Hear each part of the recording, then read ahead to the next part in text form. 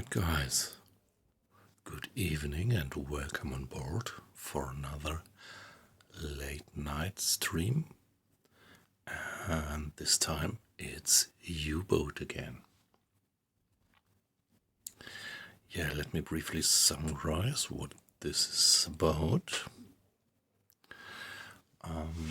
As you may guess, it's a simulation. You slip into the role of a German submarine commander in the Second World War. And the beautiful thing about the game is that you can move in a completely open world. So you have the whole world map available with all the coastlines, all the seas with the depth of the seabed simulated and everything.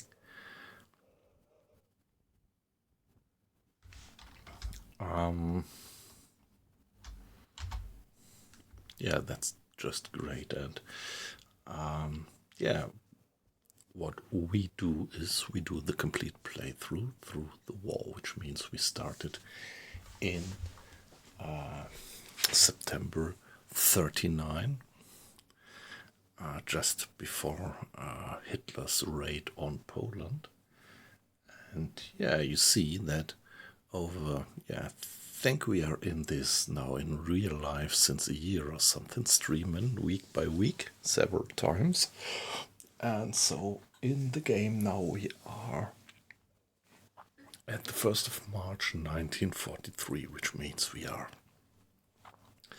something like 1.5 years in 3.5 years in the war already. And the game is pretty immersive. I mean, dragging you deep into the mechanics of the functionalities of a submarine, the physics, and the surrounding, the sea, the sky, the moon, the sun going up and down, the daily routine. All this is beautifully simulated in the game. I mean, in terms of functionality and simulation, as well as in terms of graphical implementation. So this is one of the great things, this concept of the cross-sectional view of the game. And one big plus of the game is the fact that you are not just kind of operating on a big machine with different functionalities, but what you actually do is you work on the crew. So you give orders to the crew, and the crew is then handling the machine, handling the submarine, and this gives a very real feeling like that you're really in command of a crew. One of the very nice things of the game. So let me show you briefly the map. More than 3 years ago we started at the port of Wilhelmshaven with a small Type 2, tiny, short range, low top speed, few torpedoes submarine, and we had to earn our merits in the North Sea and the close Atlantic. Finally transferred to the port of La Rochelle, so we had better access to the Atlantic after France was taken. And finally we were promoted to be the commander of a Type 7, and by now we are commanding a Type 7C with quite a few nice additional features that we developed over time.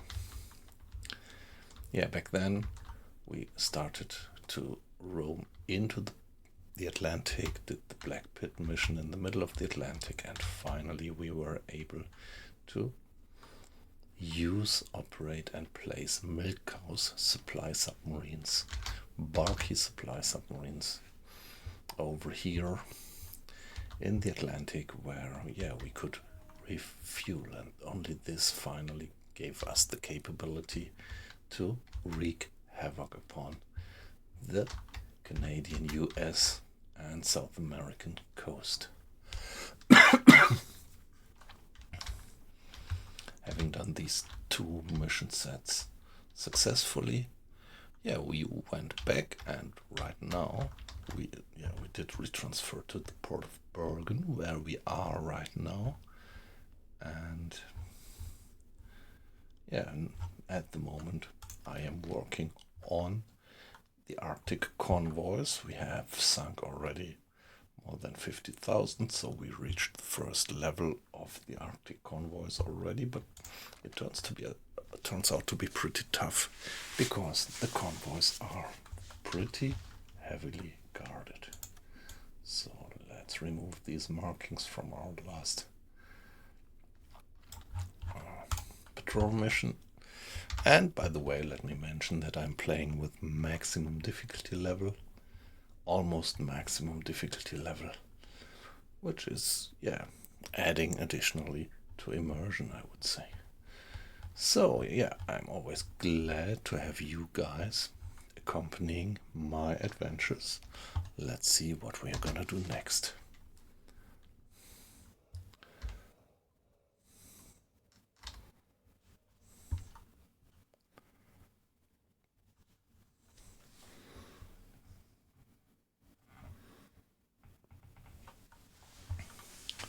So yeah, we did actually earn the merits of last mission, but yeah, there was one hint of a good friend who is usually watching my videos on YouTube, and he said that it might be a bad idea what I'm doing here to transfer a milk cow. Can I? Hey, come on.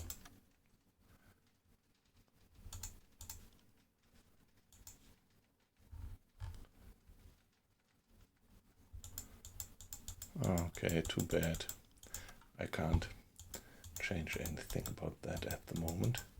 So I have ordered a milk cow to this area here, which might be a bad idea because there's just too much traffic and they might just get sunk. But let's try it out. Actually, this is what I've already found out by myself, that milk cows can get sunk. I lost 1 milk cow up to now, but at the moment I have 3, not quite sure, 3 or 4 milk cows which are operating, and I had all 3 of them here in the Western Atlantic, and one of them I just ordered to move to over here, and realistic as the game is, this actually takes a while to move it there.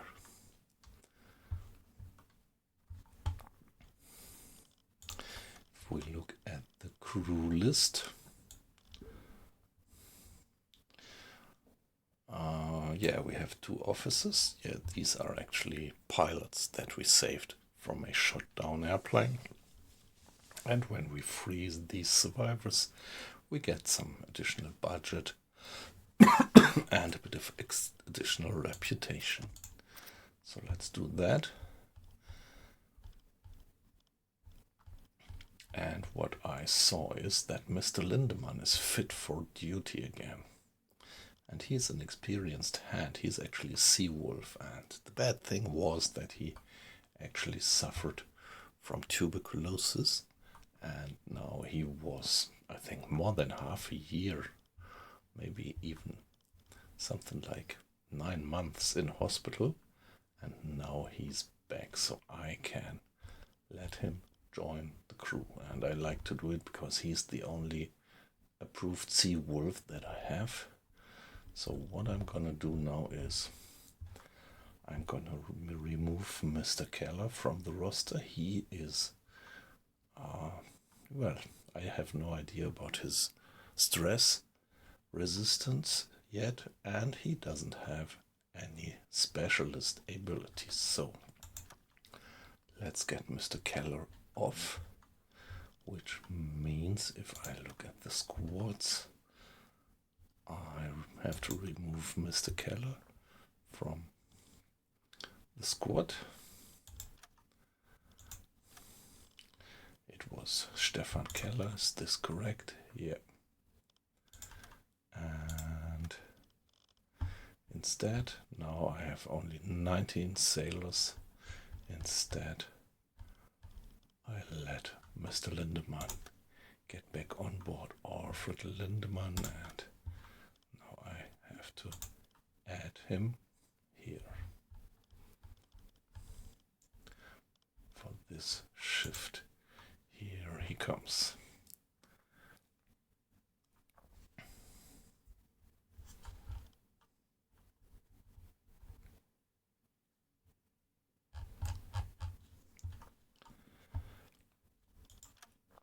Yeah, we don't have an additional specialization point. This is the progress towards the next point. So whenever this bar is full, I can train one more sailor in one of these three specialties abilities.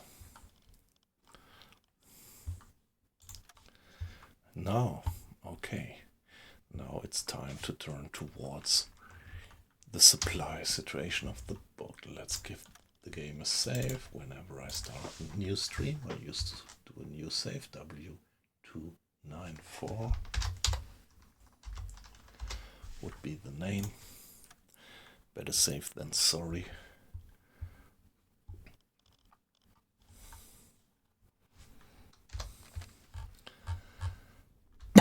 Okay, there is not too much to restock because we didn't shoot any torpedoes.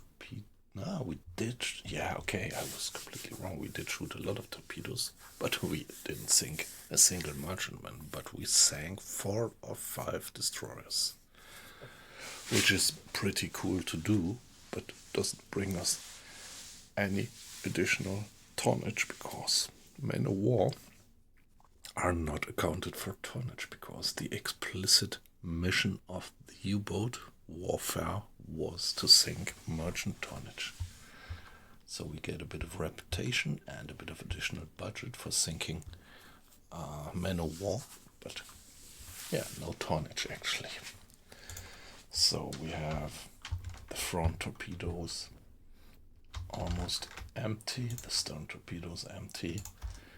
I have to remember that I let the guys drink a lot of coffee, so I have to restock the coffee, and I really have to check that I get additional breathing apparatus for the crew with, yeah, for some kind of stupidity of my own, I destroyed all the breathing apparatuses that my crew had.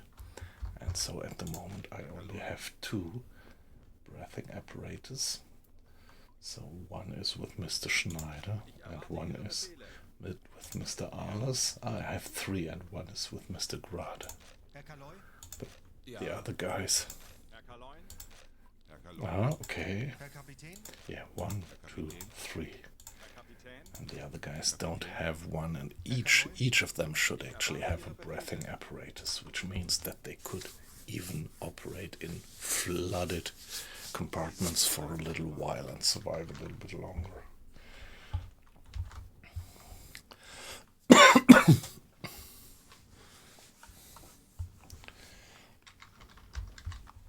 Okay, so show me what you've got. I need coffee.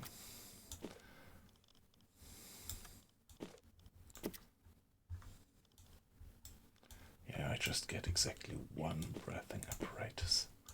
So get on some more coffee, please. I don't know.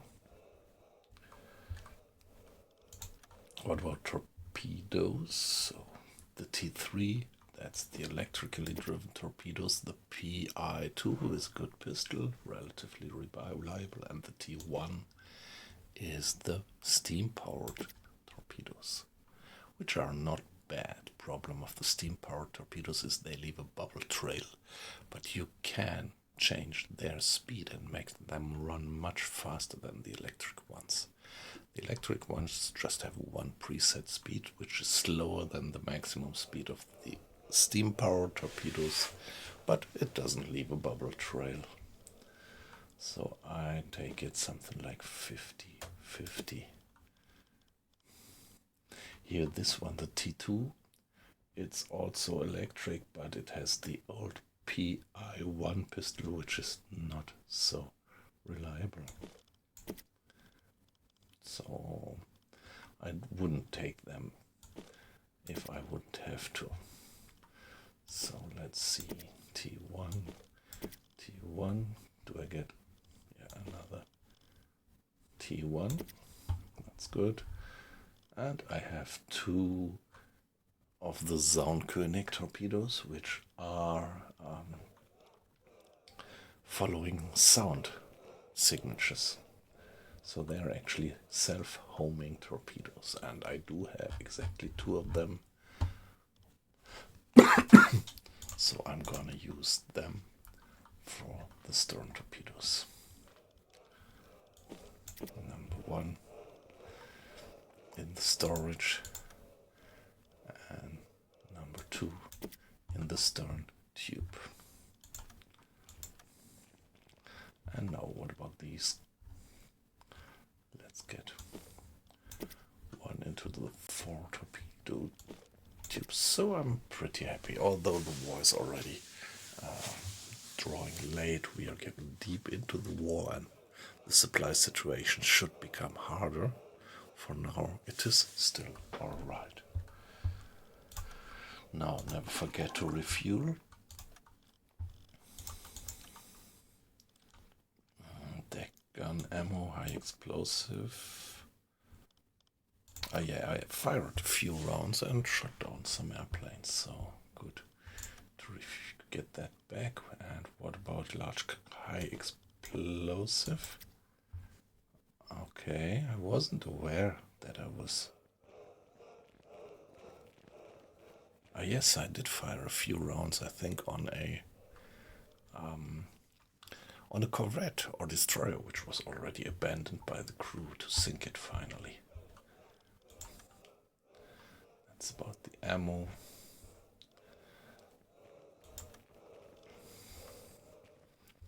Now, what about food? What about food? Definitely gonna get this one to go to 100%. I have to think about this position, but now let's get replacement parts to 100%.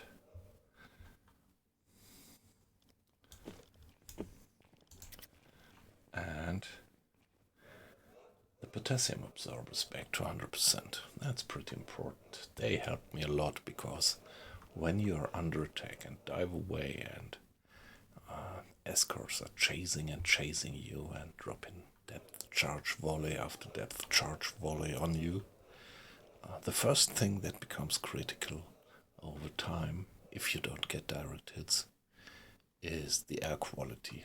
And the potassium absorbers help you to extend the time that you can spend underwater.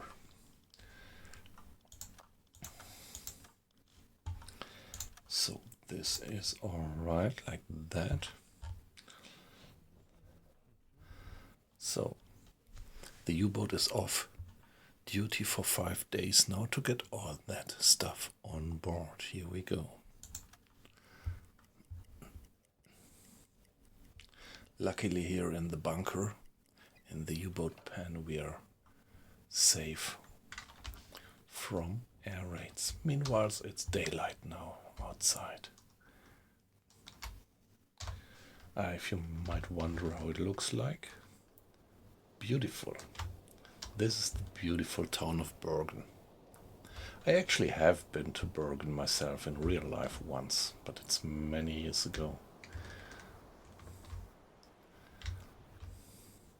Pretty nice how they do model the harbors. Quite like it.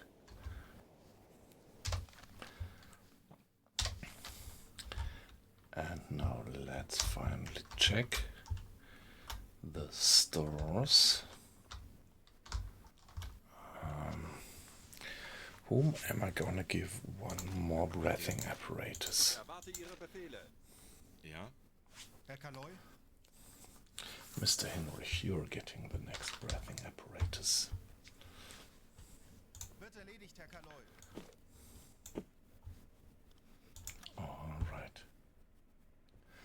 There he is. And now, by the way, discipline is alright. Yeah, we are in port, so in port you don't have discipline issues, but you see that we already have one debuff in fatigue. And from now on, fatigue will accumulate, and sooner or later then we will have to give the crew something like a 3 or 4 weeks shore leave. But that's still a while until we have to do that. Now, what about the stores?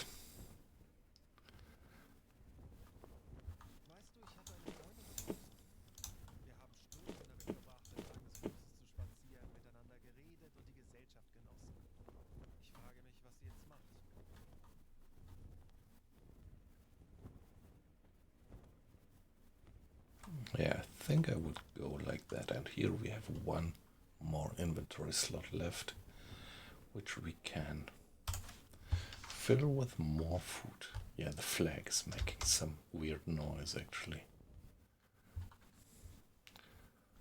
Benötigen Sie, Herr Offizier. Sehen Sie sich die Lagerbestände an. Torpedorohr 3 gewartet. Ah, okay, see, we get another one. Nice.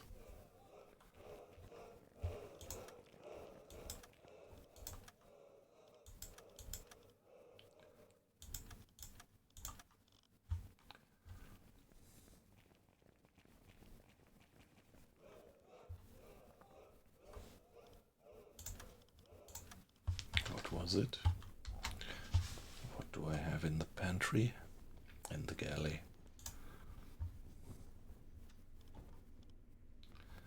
9 sausages.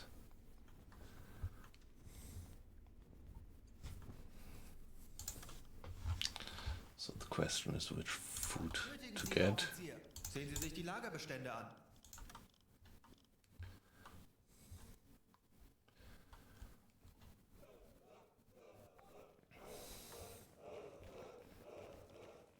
Yeah, come on, let's take this one. Is the most abundant stuff, so let's pick that up.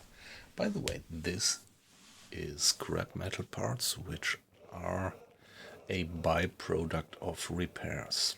They are created now and then. And yeah, I'm gonna keep them because 2 of them can be turned into one set of replacement parts.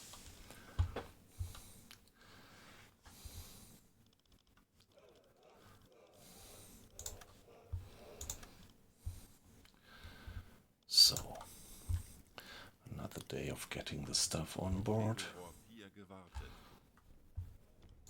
Ja? So, Mr. Strauss, you will get the next breathing apparatus.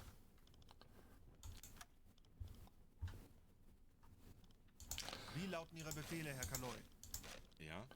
So, Erwarte Ihre Befehle. now 5 crewmates do have a Wie breathing lauten Ihre Befehle, Herr apparatus. Kaloy?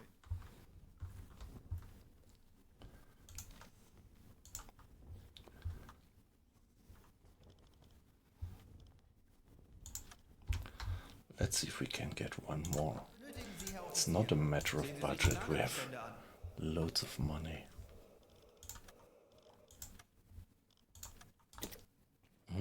Okay, so if it's that easy to get them one by one, let's get this one. And so finally each officer is gonna have one breathing apparatus. But they will run out of stock Jawohl, ich kümmere as mich darum. well.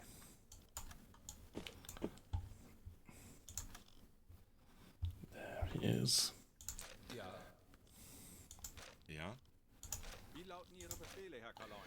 Yes, you see that each of my engineering officers is carrying a stack of 5 replacement parts with him, and each of my radio officers is carrying with him a stack of 5 medkits. Wie lauten Ihre Befehle, Herr Kaloy? So this is additional stores to what I do have in the stores.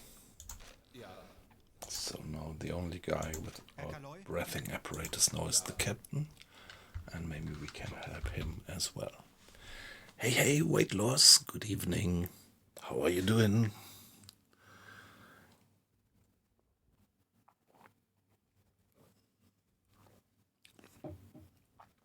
How was your week up to now? And by the way,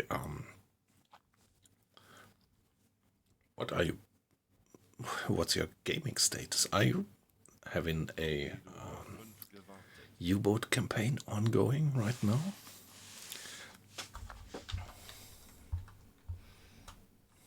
Was benötigen Sie, Herr Offizier? Sehen Sie sich die Lagerbestände an. Okay, now we finally ran out of breathing apparatus. But so we have this one slot free here and we can fill it with coffee. Okay, Mass Effect, yeah.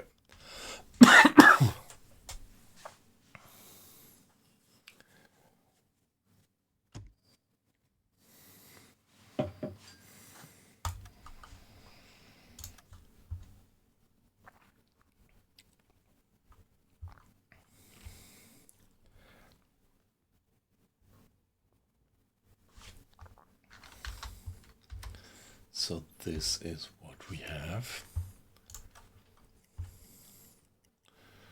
Now let's give it a save, and now we can pick our next mission. Yeah, we have a lot of reputation points, but yeah, everything, we are so far developed in terms of technology that at the moment there isn't really something to invest the reputation points into. Yeah, but maybe later I will be glad to have them. Ich bin Ihr Verbindungsoffizier, um die Befehle vom BDU weiterzuleiten. Wie kann ich Ihnen behilflich sein?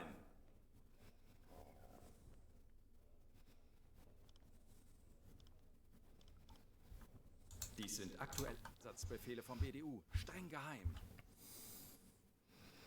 Now let's see.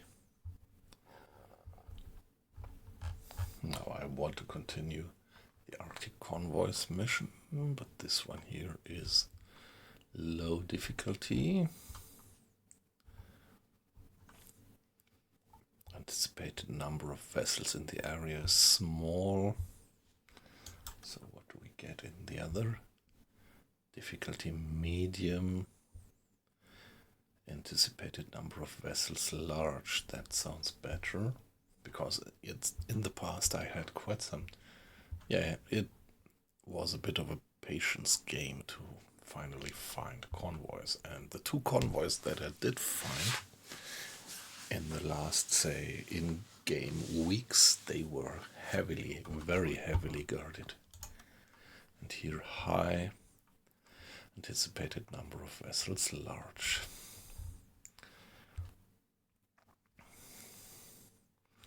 Increased presence of enemy escort ships was recently noticed.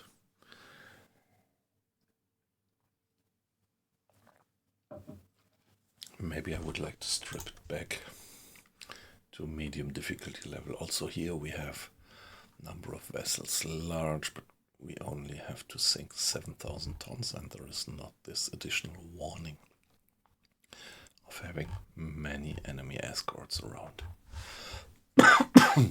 So, because the escorts gave us quite some trouble. Oh, by the way, what's... yeah. Now I'm definitely gonna choose one where the number of vessels is large. Let's go for this one. And here we are. So guys, let's get underway.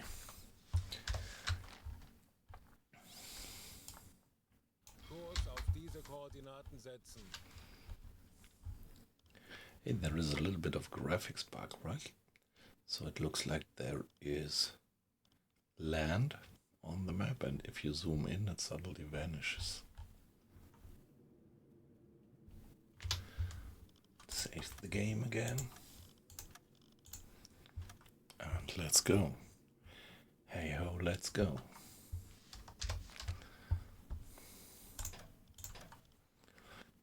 Halbe Fahrt voraus.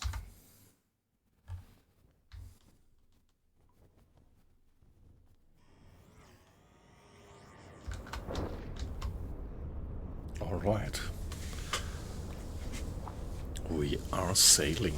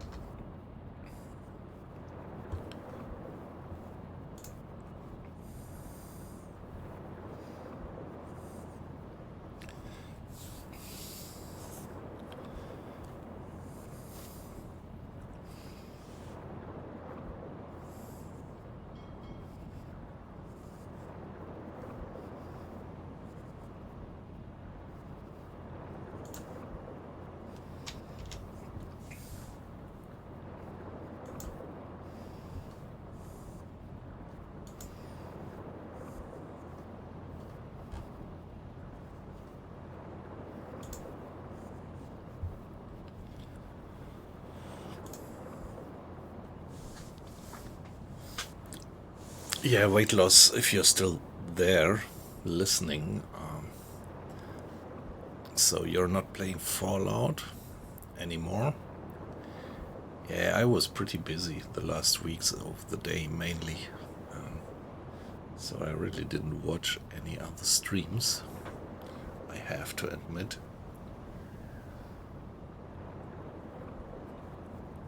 But I pretty much liked your series about Fallout.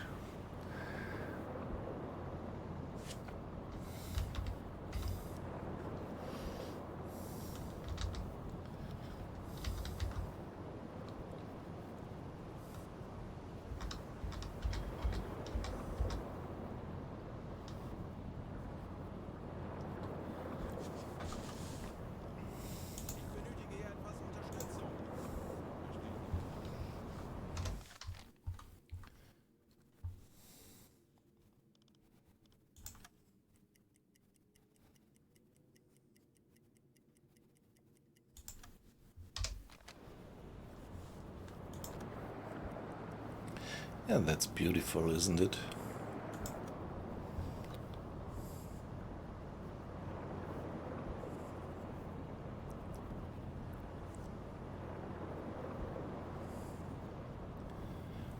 Okay, I didn't have it on the radar that you had problems with your internet again.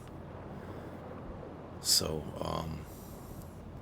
what was it? I mean, they had problems to connect your new place, but yeah, that's months ago. I thought you had some decent internet by now. And Starlink is not working properly. Yeah, okay. Yeah, I wasn't aware. So all the time you only had Starlink? And is this kind of limiting your activities? I mean, also trouble with Starlink?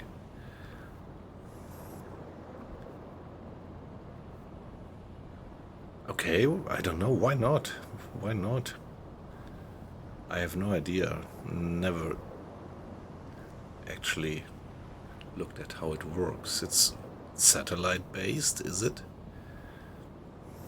Not enough bandwidth. Okay, interesting.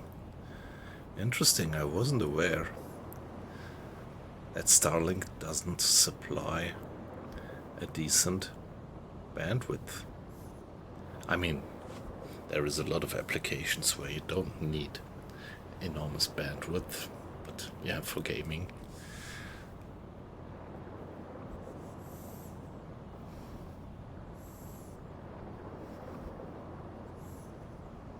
Yeah, okay, interesting.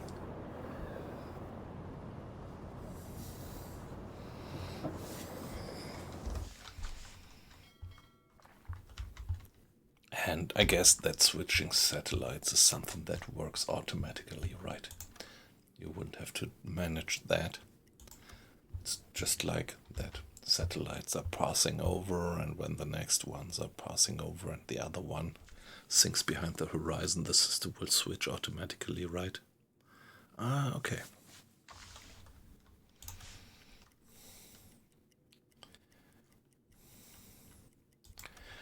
Yeah, sometimes I really wonder how they are handling all the rubbish that they are sending into orbit, and it doesn't collide.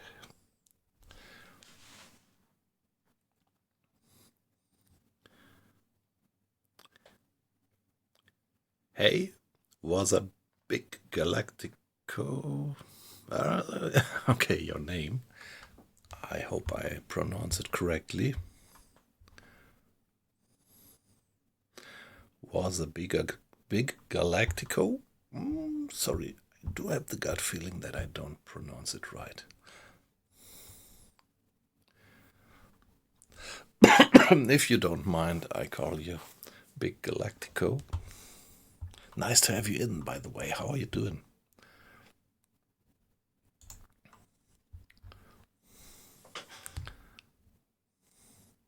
Okay, all right. Wasabi Galactico, all right. Yes.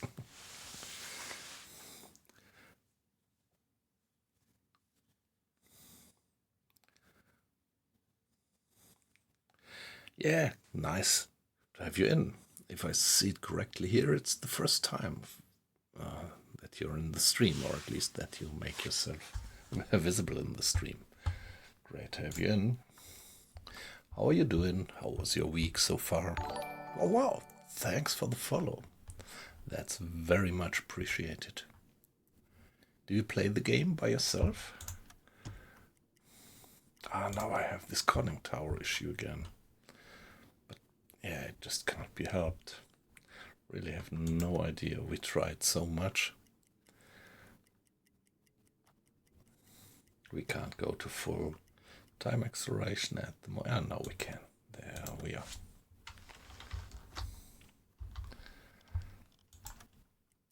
So if you consider how long it took us to get from La Rochelle to our operations sites here on the other side of the Atlantic, and compare it to how comfortable we have now the war right at our doorstep, well, you can question whether that's comfortable. It's quite some difference.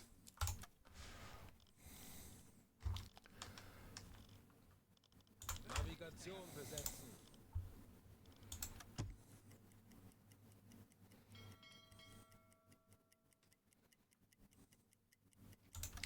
10 o'clock again, change of watch.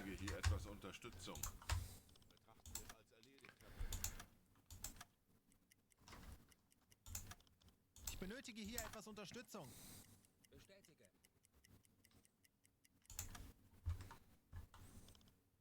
Ich könnte etwas Hilfe gebrauchen. And soon we are reaching the target area. Ich bin sehr müde. Who is? Okay. So what is the time? It's 6 o'clock. Is... Okay, yes. Mr. Strauss is taking over, so this is working. Well, I bought the game, something like, let me check that. Now you make me curious. Let me see, can I see when I actually bought the game? I can't, can I?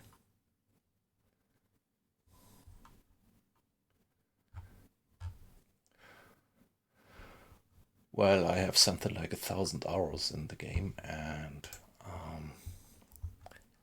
yeah, it could be something like 8 years ago. I mean, when it was new and when it was still early access. Well, it was long early access for a long time, but they did work on it. And so I played it back then, and I had the gut feeling that it had great potential, but then I abandoned it for maybe 2 years. And only after 2 years playing it again, and then saw 2-3 years, and then saw that they really made it, that it was a fully grown up game, although still in early access. So I'm playing it intensely now. Yeah, also since 3 years, 4 years, something like that. What about you?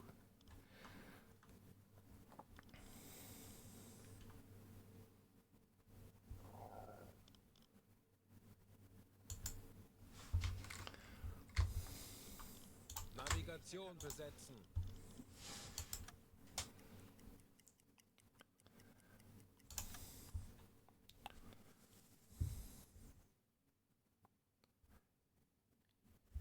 Yeah, weight loss, isn't it? Must be something like 8 years, right?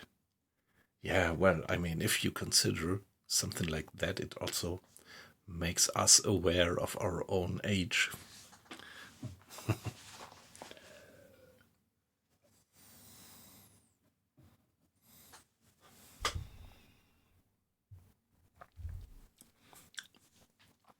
Yeah, well, if you're considering to buy the game, I would warmly recommend it. In my eyes, this is by far the best submarine sim ever that was around. So I think the game is great. It has wonderful immersion, wonderful graphics, and wonderful gameplay and mechanics. Just a great game, if you ask me.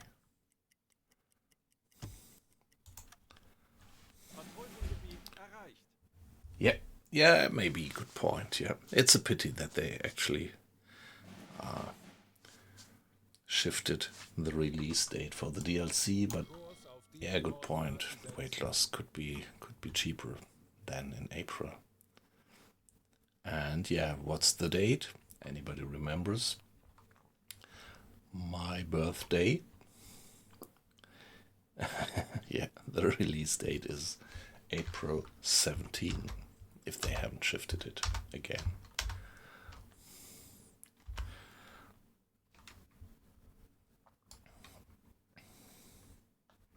Kurs setzen.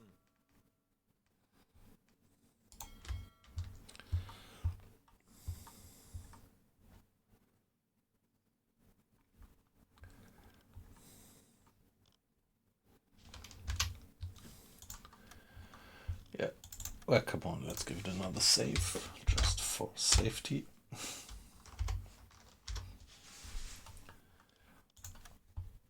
Oh, okay. Sometimes you get this message, but usually just try it again, and it works.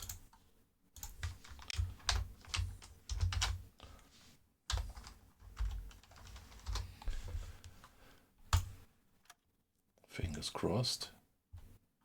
Yeah, it does. And yeah, we can radio back home that we have reached the patrol area. Let's do that. So it always takes a few seconds, few minutes to let them man the station and yeah, send it.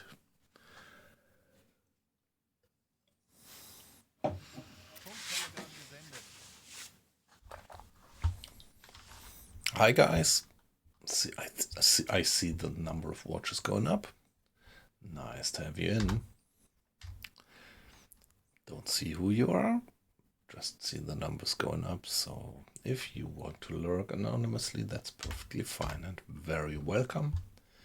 But let me mention at least that participation in the chat, of course, is also warmly welcome, but not mandatory. And on we go. Let's get a bit into the area, into the patrol area, and then we are going to do our first hydrophone check.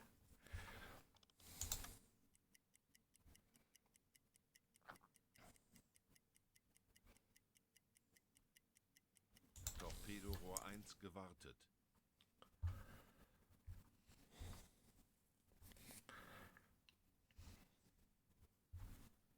Ich könnte könnte etwas Hilfe gebrauchen. Jawohl, ich kümmere mich darum. No, I am not. I did that for a few weeks. I went live in parallel on YouTube and on Twitch, but I had some technical problems whenever I did the dual stream to Twitch and YouTube. I often had connectivity trouble, which led to very ugly effects. And yeah, particularly the Twitch stream was badly affected and interrupted occasionally.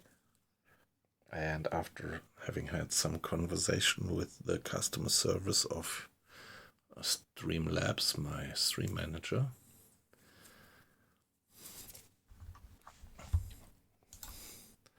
here at Streamlabs desktop, yeah, they couldn't quite help me, and I'm still not sure. So since a week or something, I abandoned streaming double, and at the moment I'm only streaming to Twitch and uploading the stream afterwards to YouTube, which is a pity because there was also forming a nice little community on YouTube.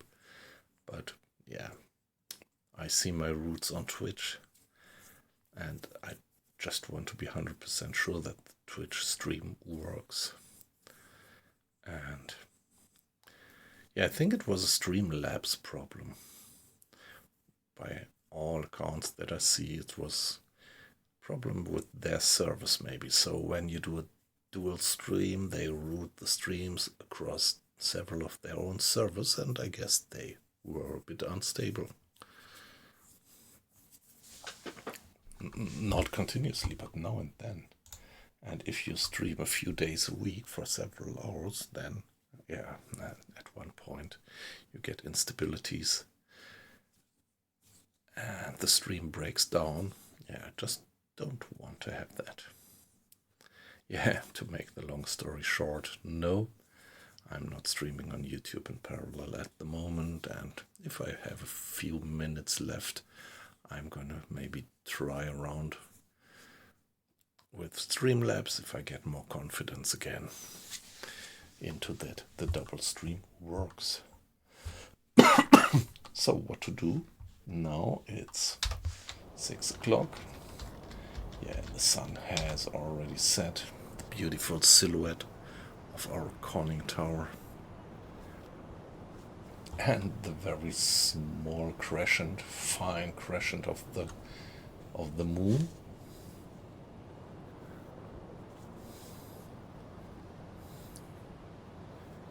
Which is actually ascending, is it? If you have the crescent on that side, I think it's ascending moon, if that's the right term.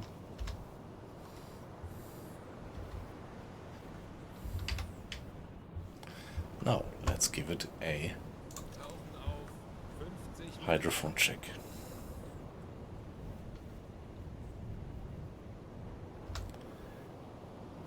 Ascending. Ah, yeah, thank you very much. Always happy for these kind of fins.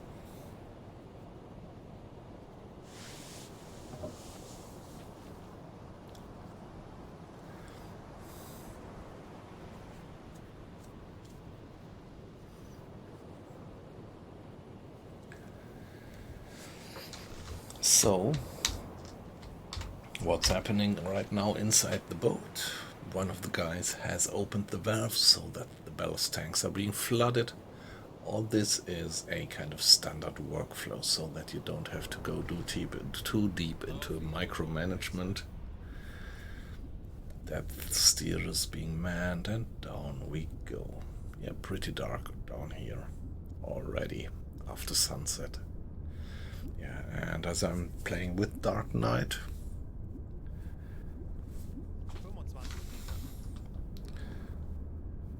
that impacts even the more. And there we go down. And listening. Mr. Hinrich at the hydrophone with one additional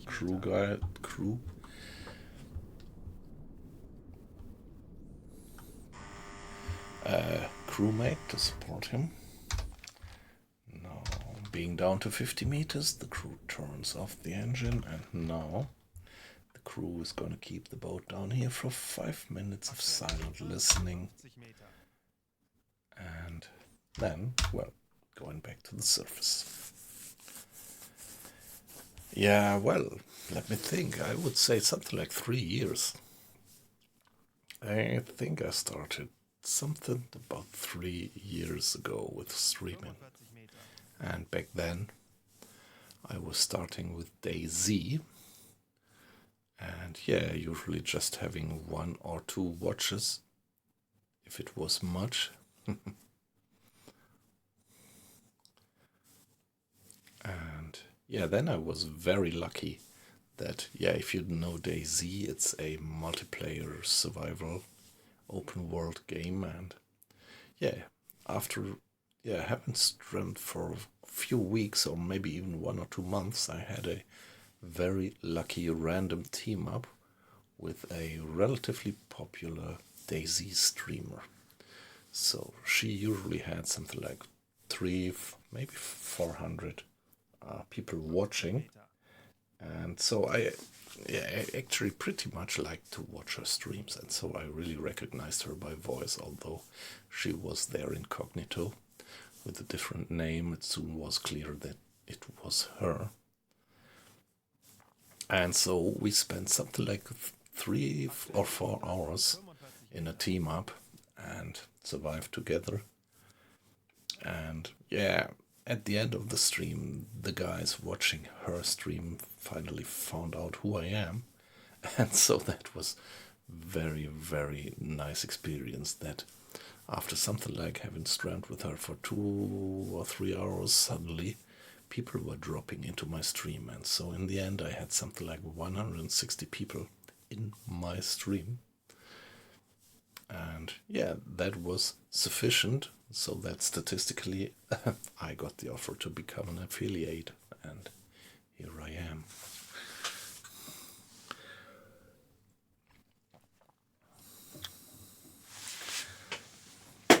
Yeah, that was something like 2.5 years ago, I would guess. And yeah, I've been streaming a lot of DayZ, but since something like a year I moved more to UBOAT. Yeah, a bit. Maybe I would be even a larger streamer by now if I would have started already during Corona. I think a lot of people who started these things during the COVID incident, they got quite big maybe that time, but yeah, I started a year later.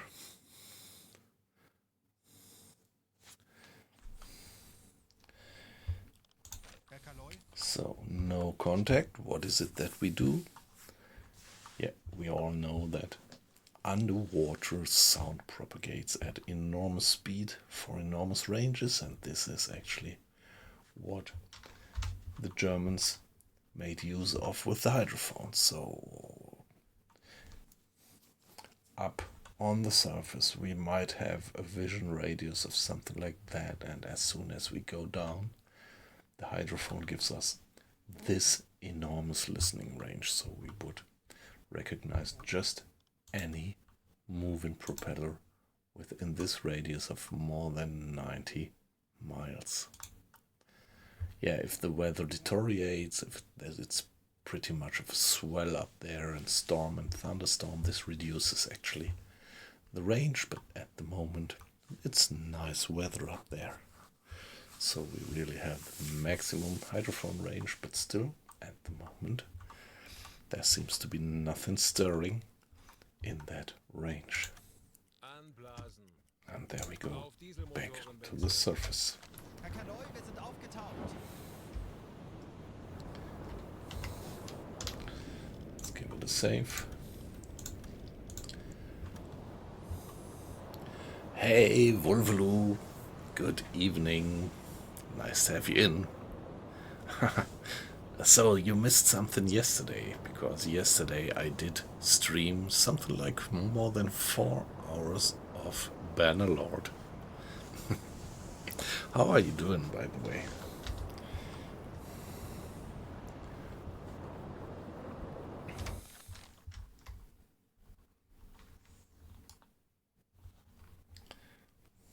Kurs setzen.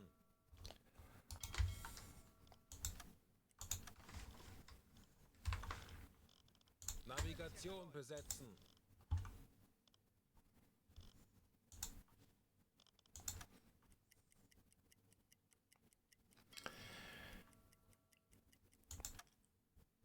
Yes, yeah.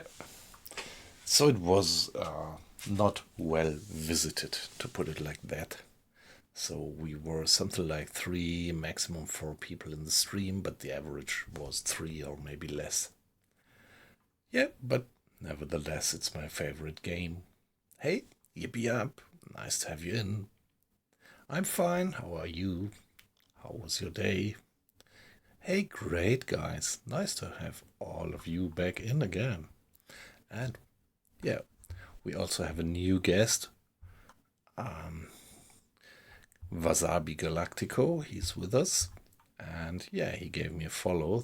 Thanks a lot for that. And is participating in the chat for the first time. So, give him a hi.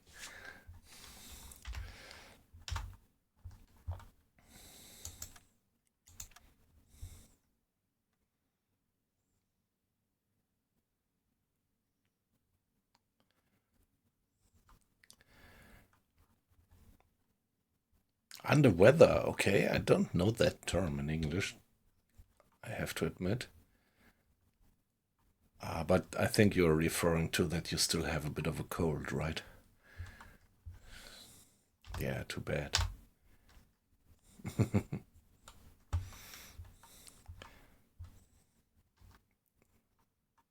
Okay, yeah, amazing. So I'm always glad to learn something new.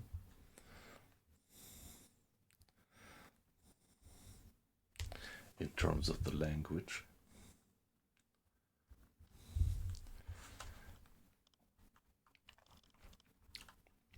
Yeah, thanks, Wasabi. It's a pleasure to have you with us.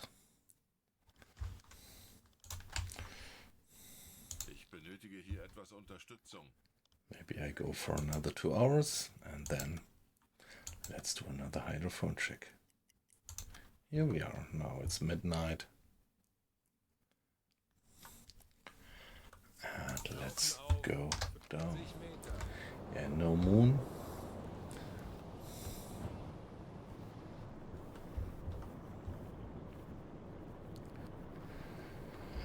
Yeah, here Mr. Schultz opening the valves.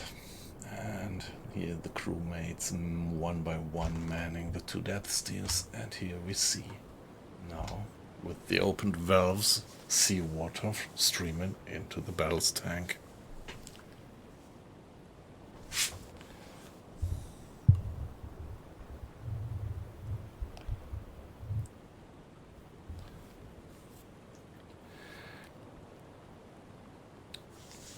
Yeah, that's great. That's great. So I take that as a compliment. And yeah, from my personal point of view, it's often easier to understand non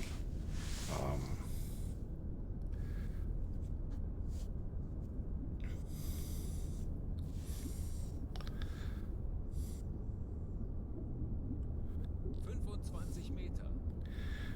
yeah, to better understand people in a language which they don't have as their first language. Yeah, but I think I'm getting better with it. Yeah. Aktuelle Tiefe 40 Meter.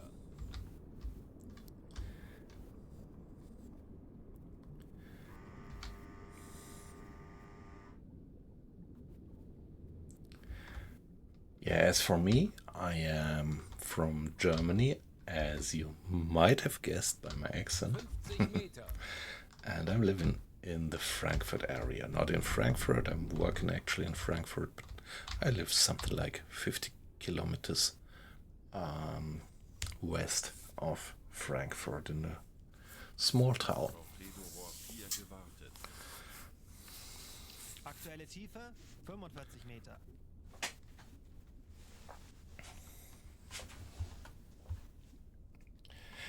Yeah, Wasabi, are you actually from Spain?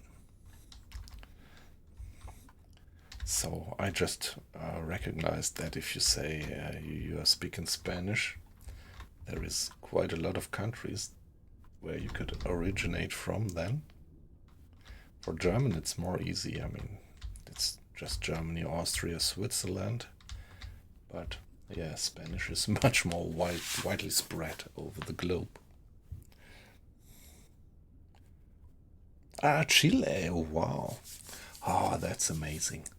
This is what I love about this game, that you can easily communicate with other guys who are an ocean away. And I mean, to be precise, you are an ocean plus a continent away across the Atlantic and then across the continent of South America. Yeah. Yeah, it is, isn't it? So may I ask, Wasabi, what time is it at your place? So I would guess that you have something like 8 hours of time difference, maybe. So here it's 1:30 in the night. So what would it be? 6 o'clock? 5 o'clock? 6 o'clock at your place? Or maybe even earlier? Aktuelle Tiefe 50 Meter. Ah, okay, alright, so I was not quite good with my guess.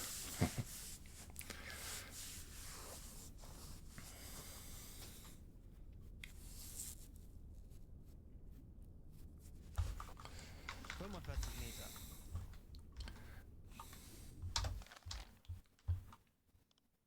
Herr Kapitän?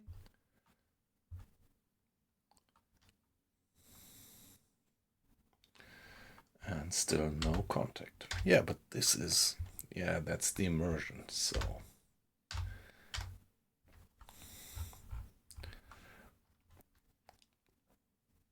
No quick action game, no arcade.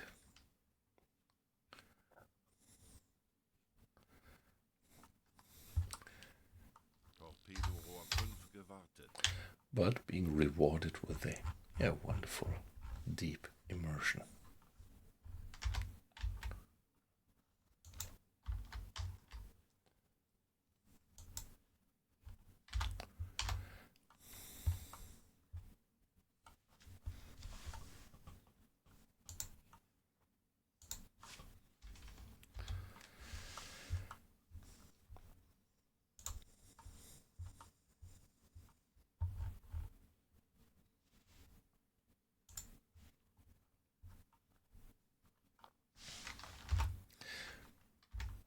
Yeah, we can give it a bit of a time acceleration, these 5 minutes, and there we go, 10 back Meter. to the surface. Auf Dieselmotoren No wechseln. contacts Herr that were. Kaloy? Herr Kaloy, wir sind aufgetaucht. Alright. So what about the food situation? Yeah, we offer 3 different foods, but this is just because I don't have the stores to put it away. Actually, in the moment there is no need to offer more than 1 different type of food. Discipline is high at 100%. But here you see if the fatigue level is now deteriorating. It went from -1 to -2 since we left port. But in this case, the varied dishes, 3 different types of food, really make the crew more happy, more disciplined.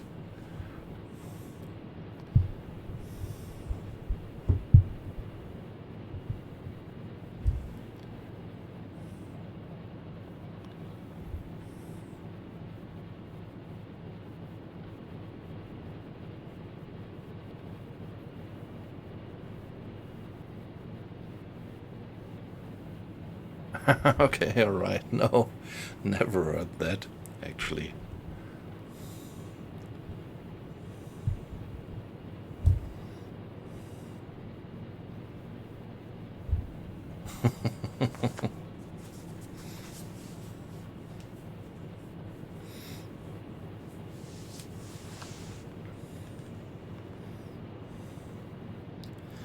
Yeah, around here we are gonna... Yeah, you have summer vacation. That's amazing. And in 2 weeks we are gonna have 1 week of vacation and we are gonna go skiing. So, yeah, it's winter up here. That's actually relatively seldom that we have guys from the southern hemisphere in the stream. That's great. That's even more fascinating. You having summer and here us being in winter. Yeah. It's all well known, but yeah, pretty fascinating. And this, what we do here, makes it much more palpable.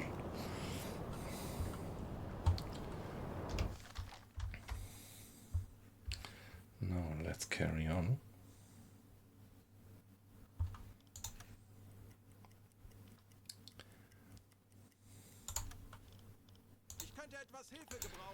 Maybe for another 6 or 8 hours.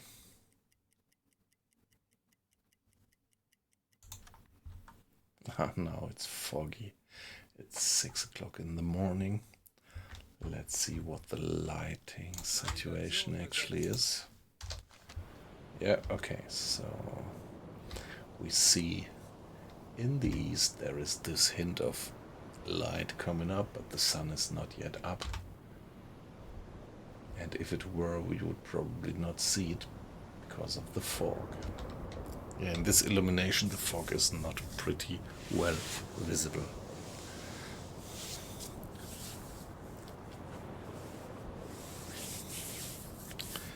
Yeah, hi guys. I now and then see the number of watches going up.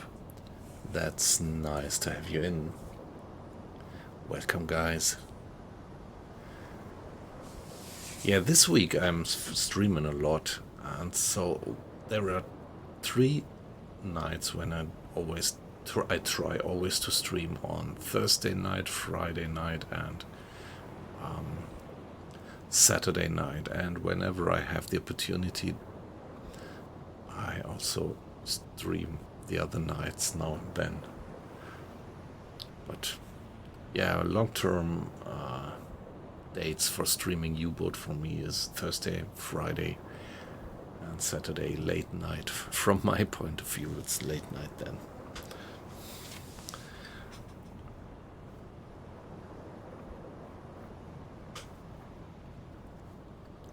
Yeah, the little guy looks pretty flat by now.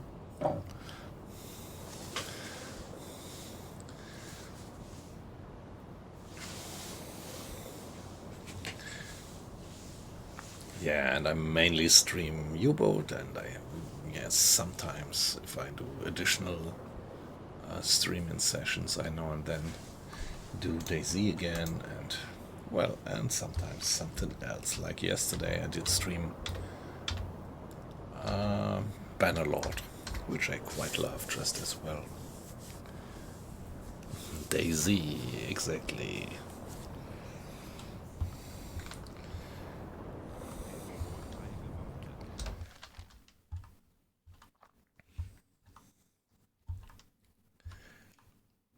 Yeah, come on, what else can we do then?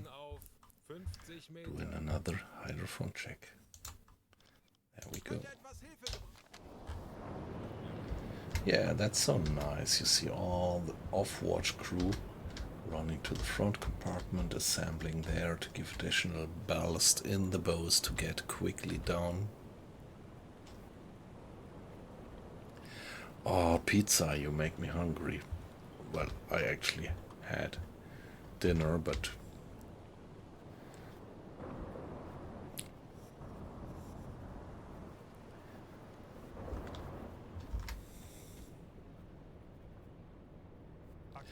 homemade pizza, great.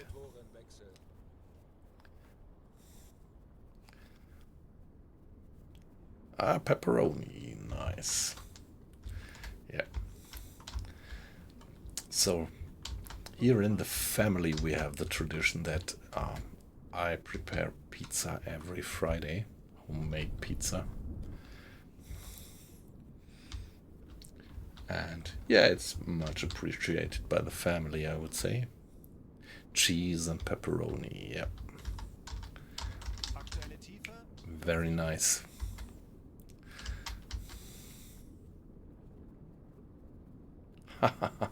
Pineapple pizza. Yeah. I thought that this kind of pineapple and ham, I thought that was a German invention, but I'm not quite sure. It's called Pizza Hawaii in Germany, and I always thought that some weird German chef from the 60s invented it.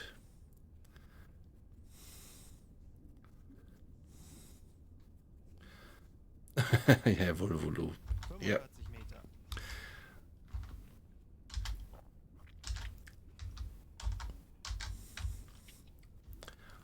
I don't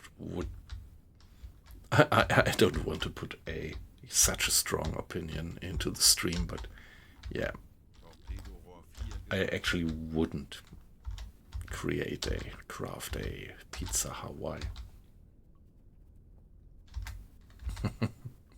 Heresy, war crime. But hey, come on, we must be careful. We don't want to piss off people in the stream here who maybe have their favorite pizza being that one. Yeah, okay, so at least we are in phase in our opinion about Pizza Hawaii. Is it called Pizza Hawaii in your countries as well?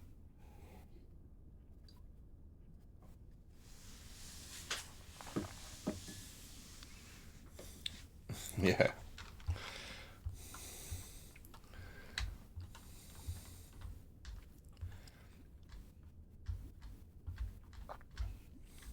Yeah, in the Germany of the 60s and of the 70s, there was some dish which was called Toast Hawaii, where you get a toast and put a slice of ham on the toast and then a slice of ananas on top of it, pineapple on top of it, and then cheese, and then put it into the oven and bake it.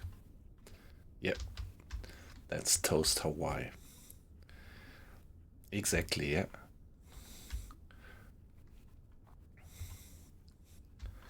And I'm pretty sure that this was this kind of German chef from the 60s who invented that Toast Hawaii. Kind of a lazy pizza, yeah. So there are some kind of iconic types of food from the 60s and from the 70s where nowadays you would just shake your head.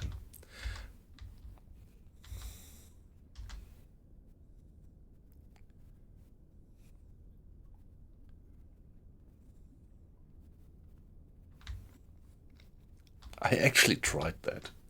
A few months ago I actually made that for the family, prepared something like, yeah, a tray of Toast Hawaii, and well, it was somehow nice. I don't feel the urgent need to repeat it, but it wasn't that bad. It was kind of, yeah, it was okay.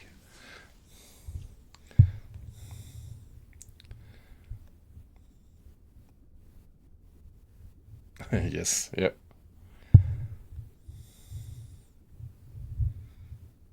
A student pizza, yeah.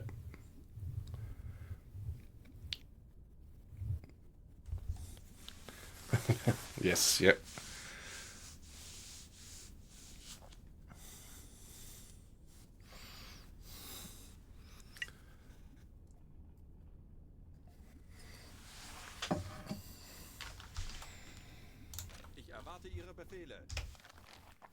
So let me not forget our mission. And I'm getting more and more hungry. I would even eat a toast Hawaii now. But, well, I had my supper, so I shouldn't be hungry. Yeah, listening and listening, but no contact at the moment. Let's hope that the area is a bit more populated than in the last 3 missions.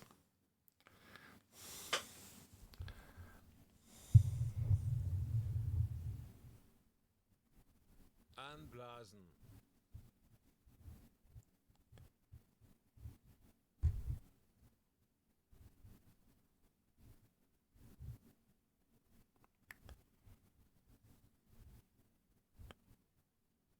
Aktuelle Tiefe 40 Meter.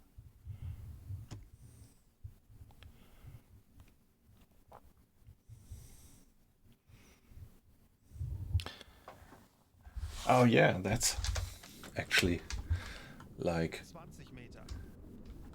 when this is what here Mr. Schneider is doing the maintenance, and for maintaining the torpedoes he has to get them out of the tubes, and yeah, so they have to flip away the bunks for that. So whenever you reload the tubes or operate on the tubes with the torpedoes, the guys actually have to flip their bunks and make space for that. So let's see, it's nicely done. I think when he has put the torpedo back into the tube, you will see that the bunk is gonna flip back down. Yeah. This is one of the many nice little details that you have in the game, which make it feel so lovable for me. Now the other side it's the turn of the other guys. So being off watch might be interrupted pretty frequently.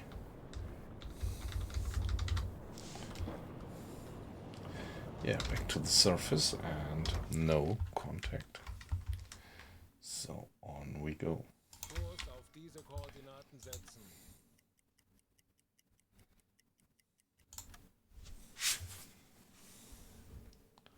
Okay, alright, didn't know that. I never went deep into the emojis, but, well, I don't know if this is visible for you. Once, a few months ago, I put some effort into creating my own emojis. Are they available for you? I think you used them in the past.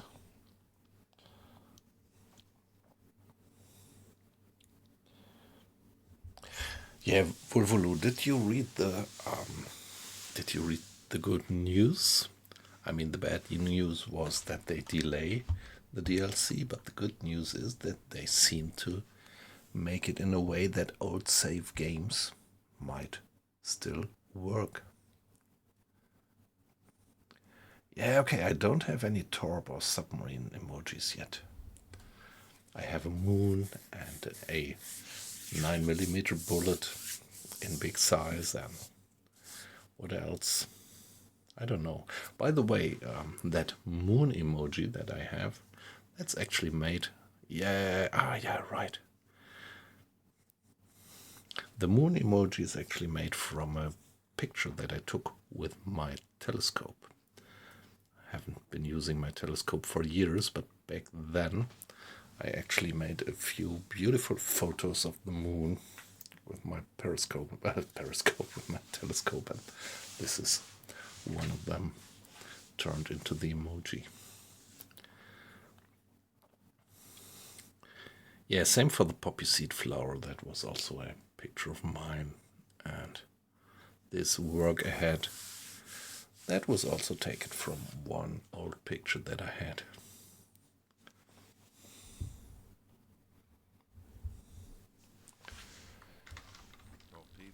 yeah, that's so good news. If we could really continue this one here, this walkthrough, even after having updated the DLC, that would be so good news. On we go. Torpedo-Rohr 3 gewartet. 10 o'clock, change of watch again. Ich And benötige Mr. hier etwas Grade, Unterstützung. please care for the engines. On we go. So let's get to the very north edge Ich könnte etwas Hilfe gebrauchen. of the mission area and do our hydrophone check here right away.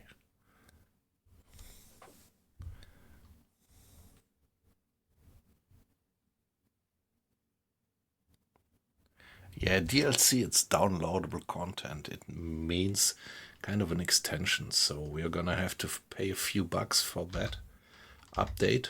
I don't know what will it be, something between 10 and 20 bucks, I think. But we will get a new submarine. So there will be a completely new submarine being updated into the game. By now it's basically two different submarines that you can sail with in the game, and they are going to introduce a third one in this downloadable content. And, well, along the way, en passant, to put it like that, they are also introducing a few more improvements of the game. But I think they come for free for just anybody, even those who would not pay for the DLC.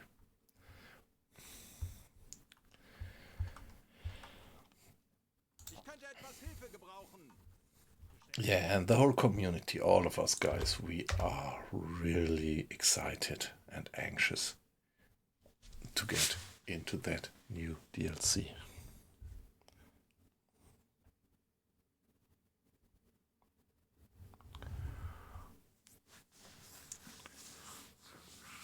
Well, I mean, in principle, the first difference is that it's two completely different countries. I mean, it's in principle the same language, but it's not like two states in the USA, but it's completely different countries. And, well, yeah, Austria's much smaller than Germany. And, yeah, the economic power of Austria is also much smaller, so large parts of Austria lies in the Alps. So Austria is kind of a country which has a lot of turnover or earns a lot of money with tourism. People enjoying the countryside, the mountains in summer as well as in winter. And yeah, there's also industries and everything, but yeah, as the country is much smaller than Germany, it's not having that much impact economically. But yeah, in principle, the people living in southern Germany, I think they're pretty similar to the people in Austria, and the language, the way they speak, the dialect is kind of similar. So now, probably right now, I pissed off all the guys from southern Germany. Listen to this. But yeah.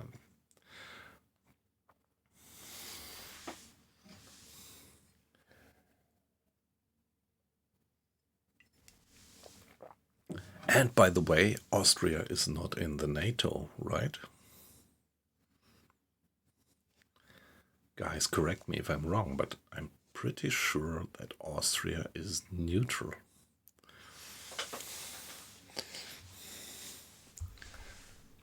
Just crosses my mind.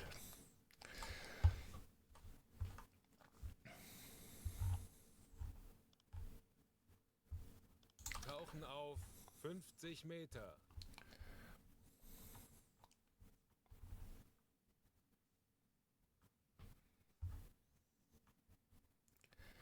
Yeah, but yeah, it's a nice country and they have good food. Although, yeah, the traditional food in Austria, I would say it's pretty similar to the traditional food in the southern parts of Germany.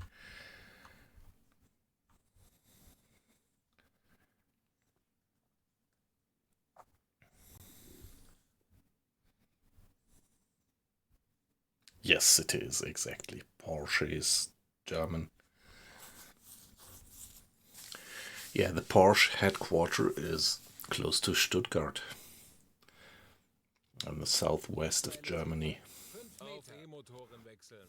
It's actually the headquarters of Porsche is in the same town where the headquarters of Mercedes is, or Daimler. 25 Meter.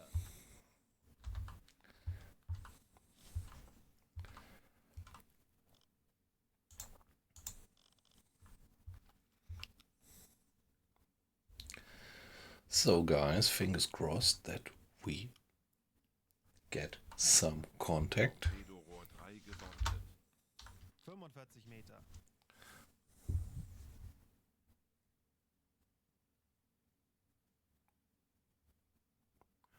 Le Mans, yeah.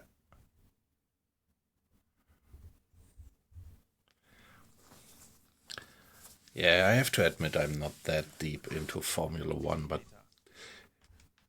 quite a lot of friends of mine actually are, so in the past I often was kind of passively watching Formula One together with them.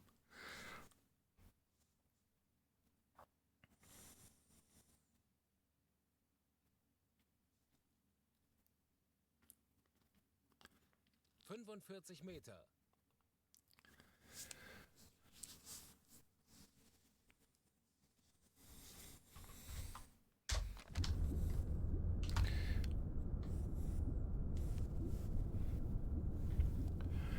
Well, let me think. I think I was like,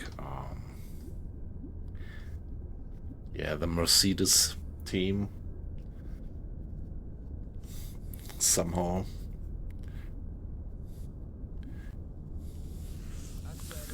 But yeah, I was, to be honest, I wasn't that deep in that I really supported the team.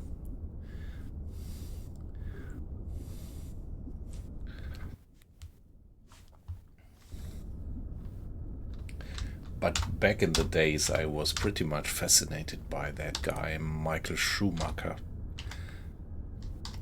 Don't know if it still rings a bell. He's out of business since quite a while. That guy was kind of, yeah, fascinating.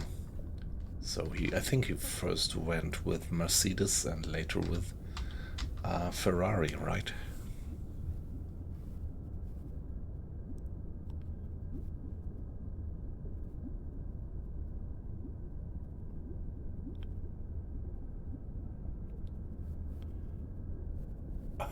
Yeah, amazing. But I have to admit that I don't know who Hatsune Miku is, actually. Sorry. Torpedorohr 4 gewartet.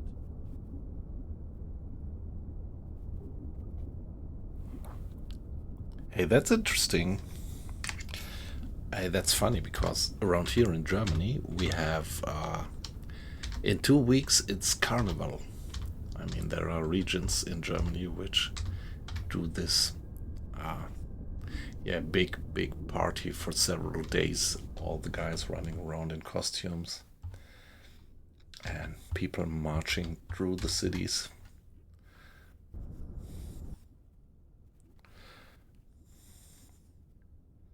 And with musicians and everything, yep.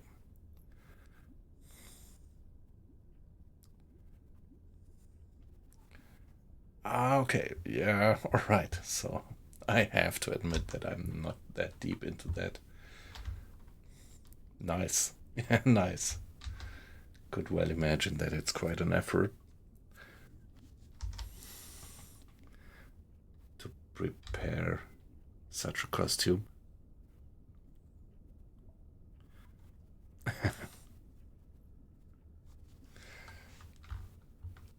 Yeah, nice.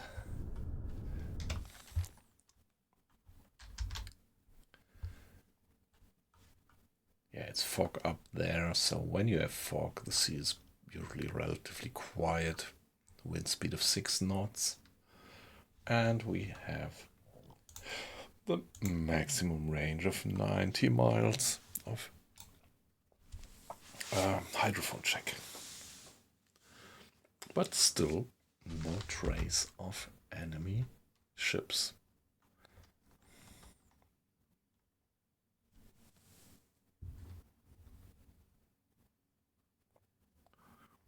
Yeah.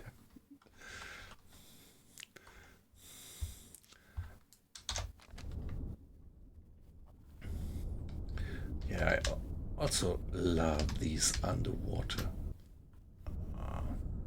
views that you get in the game. That's so amazing. And you see the propeller stopped, so we are floating here for 5 minutes in complete silence, listening.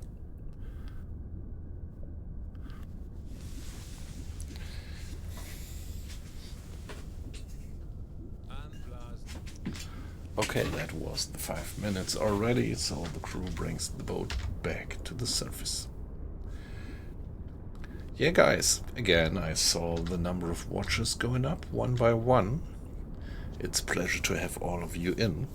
And yeah, don't hesitate to participate in the chat, even if it might look like that this is kind of, yeah, all old acquaintances. Just join the chat and tell us where you're from, what your relation to the game is, what you think about the stream. Or just watch silently, that's perfectly fine. Don't feel pushed. If you just want to lurk, that's perfectly fine. I don't see who you are.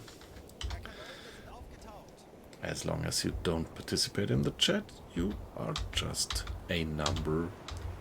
And even that is great to have you in the stream. Yeah, well, that's good for me.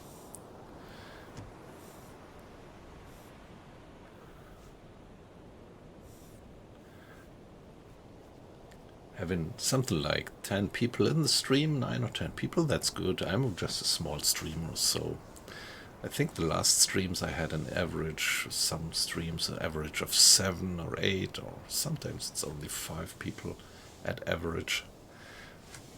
But lately it was getting more, so I'm actually aiming for or hoping for something like an average of 10 or something.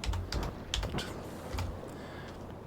in the past it was more like 7 guys. So, like, having 9 or 10 people is making me very, very happy.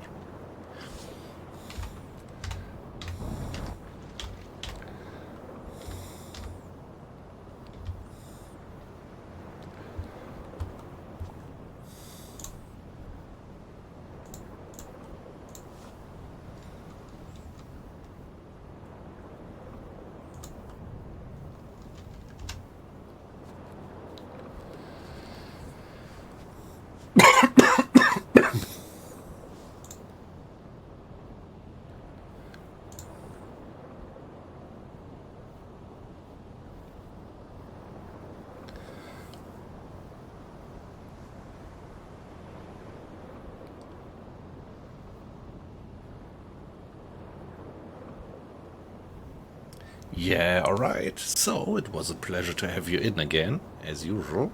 So, yeah. I don't want to be cynical, I just wanted to say have fun with your homeworks. Yeah, maybe I shouldn't put it like that, but yeah. Have a good success with it. Let me put it like that.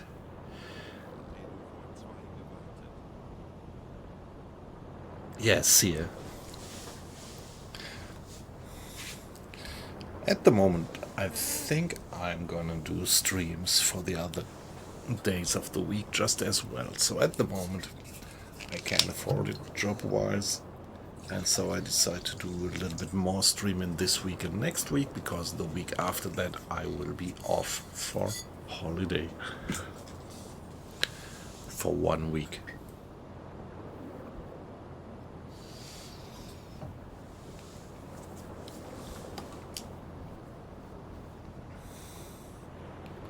So I hope you guys won't forget me in this week.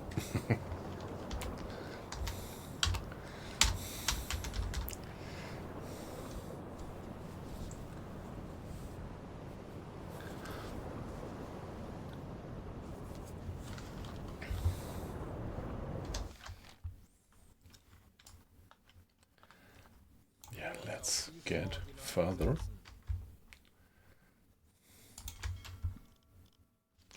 Well, let's give it a save now and then.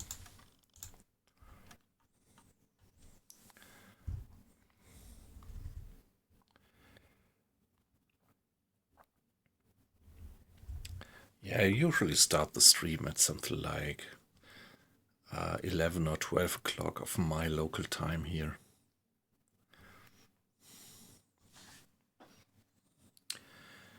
Yeah, you would just have to look it up. So I'm having Berlin time. Berlin time, 12 o'clock, sometimes a bit earlier.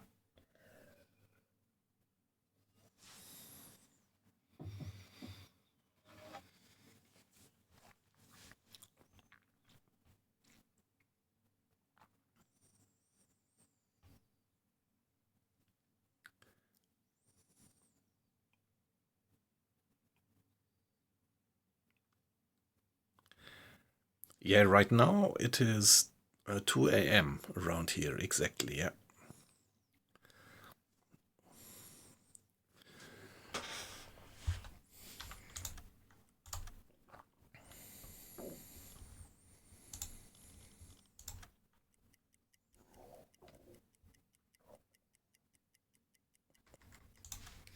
Change of watch again. So Mr. Scholz, our bosun, is taking over and he can do some improvement of the navigation correctness.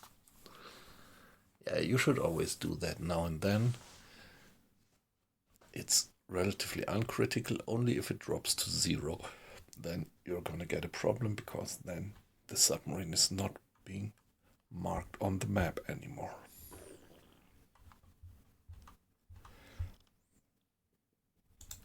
Torpedorohr 1 gewartet. I mean, then of course you can send one of the crewmates to the map, well, one of the officers to the map, and when he regains a certain level of percentage, then you are back on the map.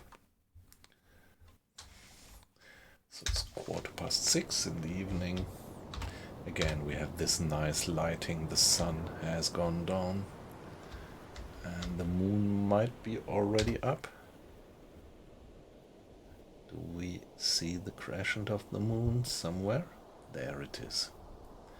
And it's getting bigger actually from night to night at the moment.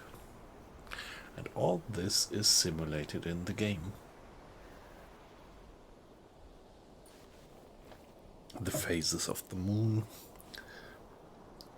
yeah, the times of the day, the seasons of the year, everything you get. This is us there, right? So sometimes when you go to the external view, it just puts the position randomly somewhere. Here we are. And nobody on the bridge. That's actually my problem at the moment. Yes, yeah, I do. I pretty much like astronomy. In the past, I was doing some observations with a telescope, but that's a long time ago. It just takes so much time. You have to set up the telescope in the evening, spend the whole night out watching the sky, so I don't do it anymore, but I did it in the past now and then. Well, not regularly. I wasn't a nerd about that, but now and then.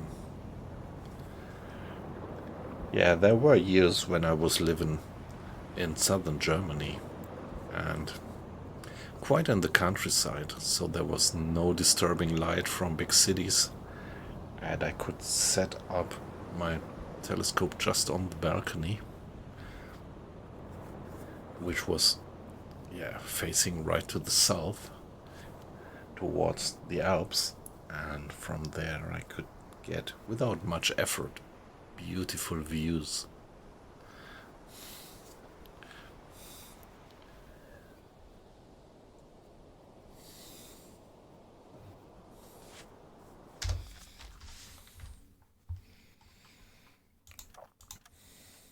Ich könnte etwas Hilfe gebrauchen. Bestätige.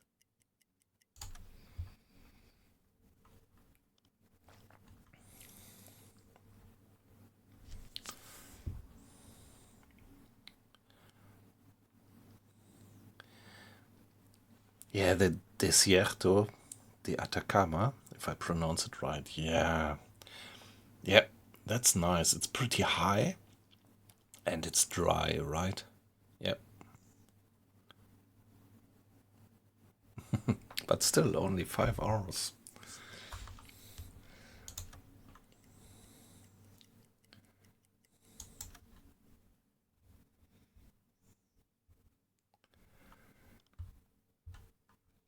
So here we are. Let's do another hydrophone check. Ich benötige hier etwas Unterstützung.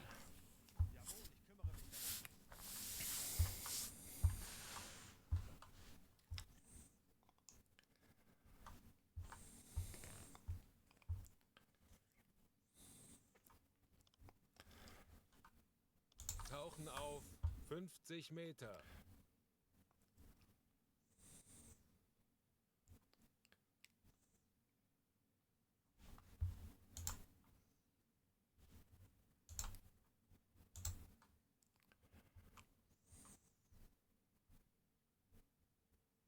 Torpedorohr 1 gewartet.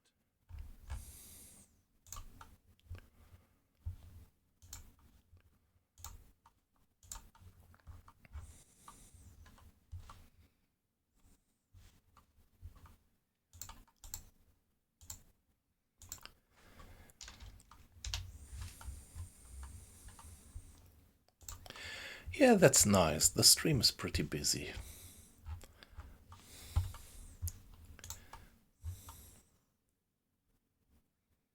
Aktuelle Tiefe 5 Meter. Auf E-Motoren wechseln.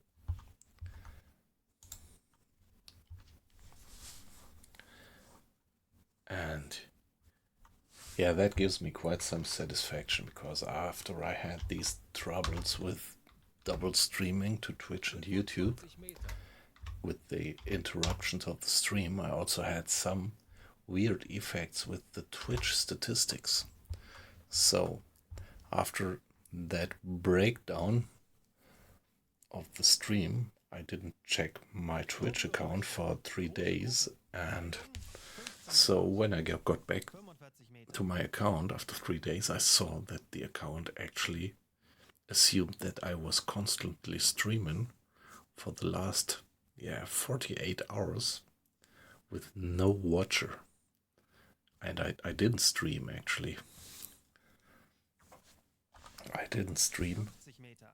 but yeah, so since then my average viewer numbers have been gone down, so I have to kind of let it grow out over the month so that my statistics become realistic anymore. So I'm still glad that I obviously still am being suggested. Yeah, okay, so a lot of talking from my side, but Ja. contacts. Nice. Large convoy, 18 to 39 ships, medium speed, closing in. So we are going for that guy. And now you see I am playing at almost maximum difficulty level, which also includes that enemy contacts are not automatically put on the map, but I have to guess a position and put it onto the map like that, which I quite like. So we are gonna finish the hydrophone check now, get back to the surface, and then we are gonna move towards that contact for exactly 1 hour, and then do a second hydrophone check, and then we get the second position of theirs, second data point, and can extrapolate their course and interpolate their speed by that.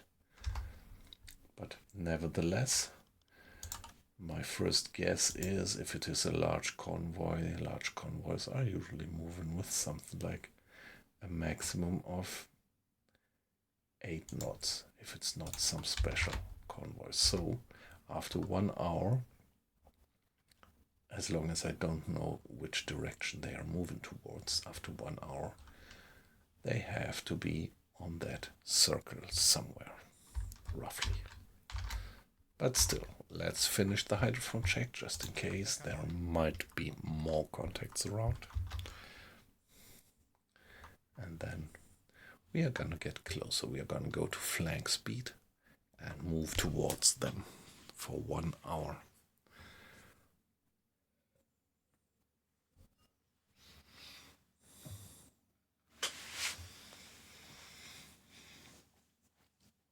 Yeah, that's good. Now we have contact. So now action is going to happen sooner or later. Time of the day. Okay, it's evening, 10 o'clock in the evening. So yeah, maybe this is going to be a night encounter and we only still have a very small moon.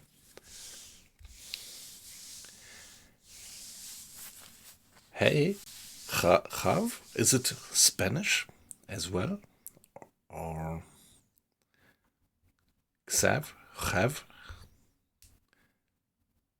Nice to have you in, by the way. Sorry if I mispronounce your name.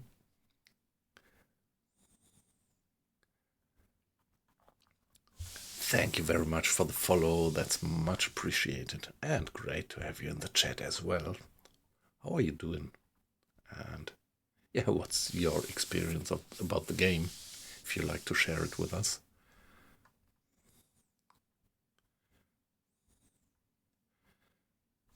Javier, is it? So it would be Jav.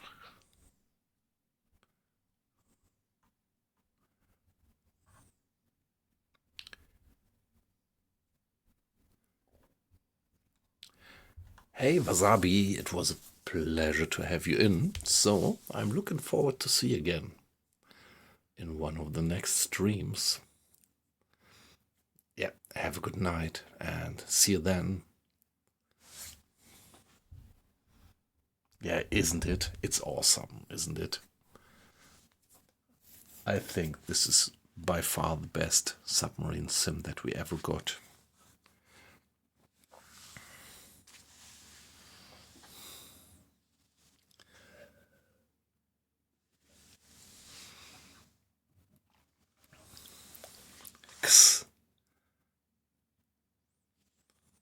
Xavier? Okay, I mean in English it would be Xavier. Xavier? Xavier? Xavier? Xavier? Probably. So it's Xavier, right?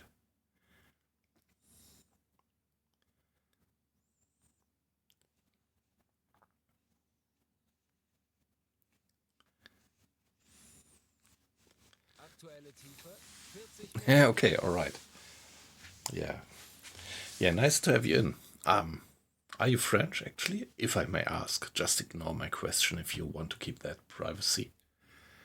As for me, as you might have guessed from my accents, I'm from Germany, Frankfurt area, roughly.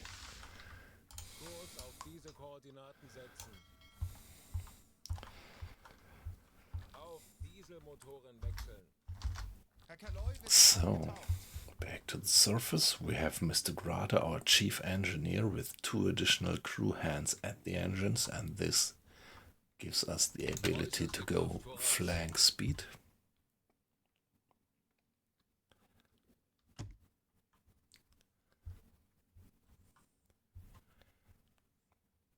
Okay, so does it mean that you...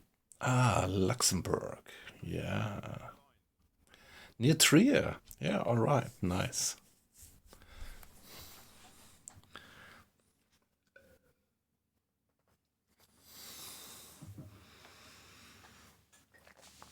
Well, when I was a kid, I spent many holidays there, close to the border to Luxembourg.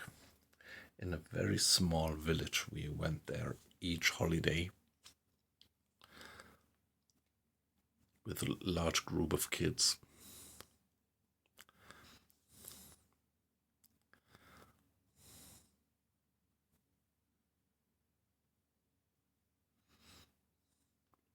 Yeah, nice.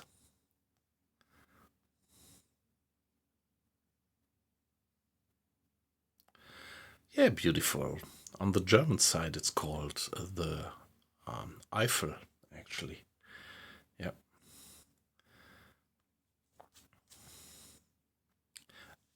No, I am in Frankfurt, actually. Actually, I did live in Stuttgart for a few years, but that's quite a few years ago. Right now I'm not in Frankfurt, but something like 50 kilometers west of Frankfurt, roughly.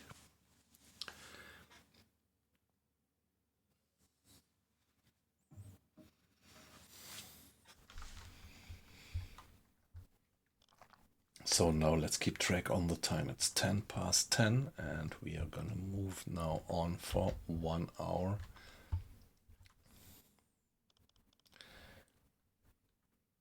Yeah, let's do a little time acceleration and move on.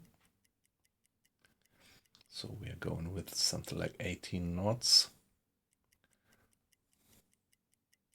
I should have marked my position, I usually do, but now in the chat I forgot to do it, but yeah, no harm to be done. Here we are, 1 hour. And now let's do another hydrophone check and see where the convoy is by now. Tauchen auf 50 Meter. Yeah, there is so many details being really realistically simulated in the game, and yeah, and you could still control it. I mean, there are a lot of reasonable possibilities to kind of tune the difficulty level to turn features on and off, and I think it's pretty well explained what these difficulty level features actually do if you turn them on and off.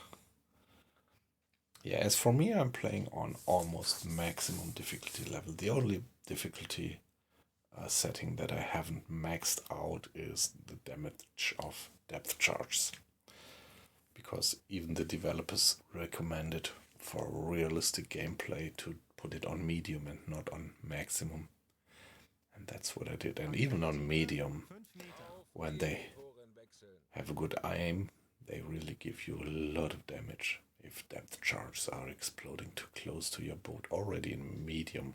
So I really don't want to experience that in maximum setting. So there they are. That's nice. They're moving more or less towards our direction. So the next data point is roughly there. CO1, that's how I called the contact. Now we can adjust it. Looks like they're moving with something like 7 miles in 1 hour, and well, 7 miles per hour is 7 knots.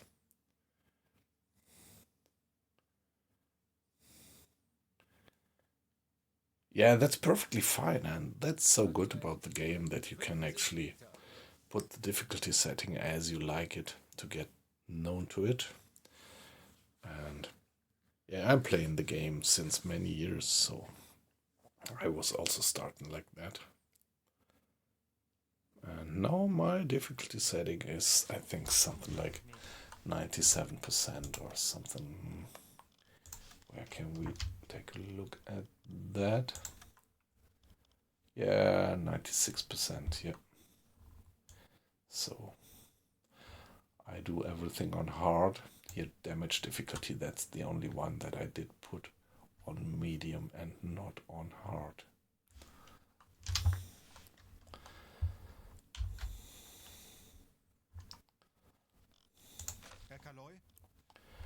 Yeah, there they are. Now I can do some extrapolation.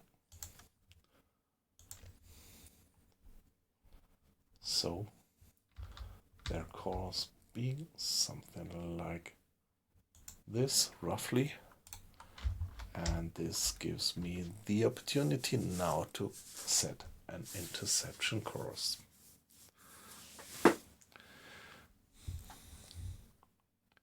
Aktuelle Tiefe 50 Meter.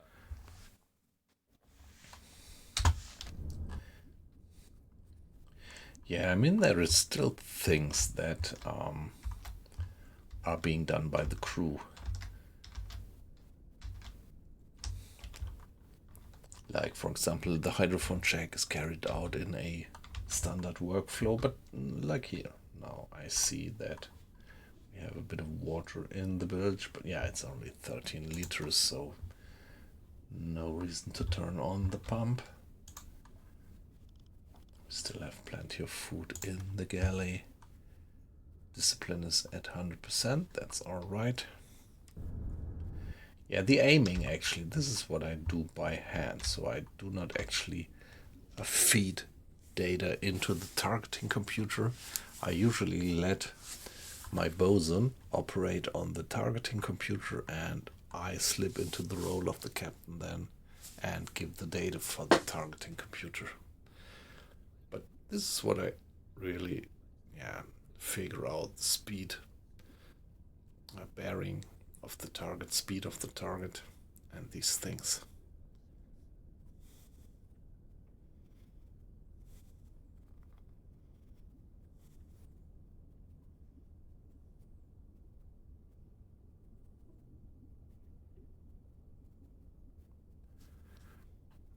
Yeah, a bit of tactics you need. Like, for example, now the problem is that it is nighttime and there is no moon, and if the moon will rise, it will only be a small crescent, so it will be very dark. Might be that it's actually too dark for a night attack.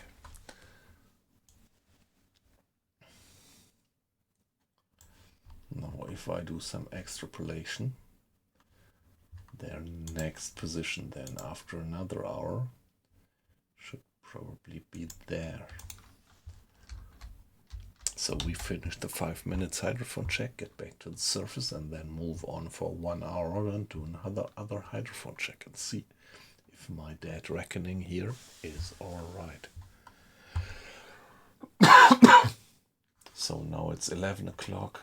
This hydrophone check will be 12 o'clock, so maybe I can go onto a kind of parallel course and postpone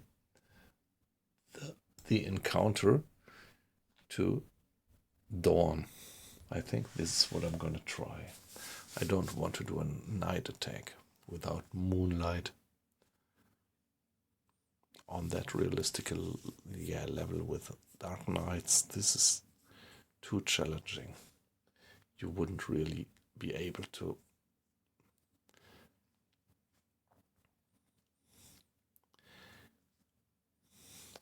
aim for the targets, yeah. But that's a good plan.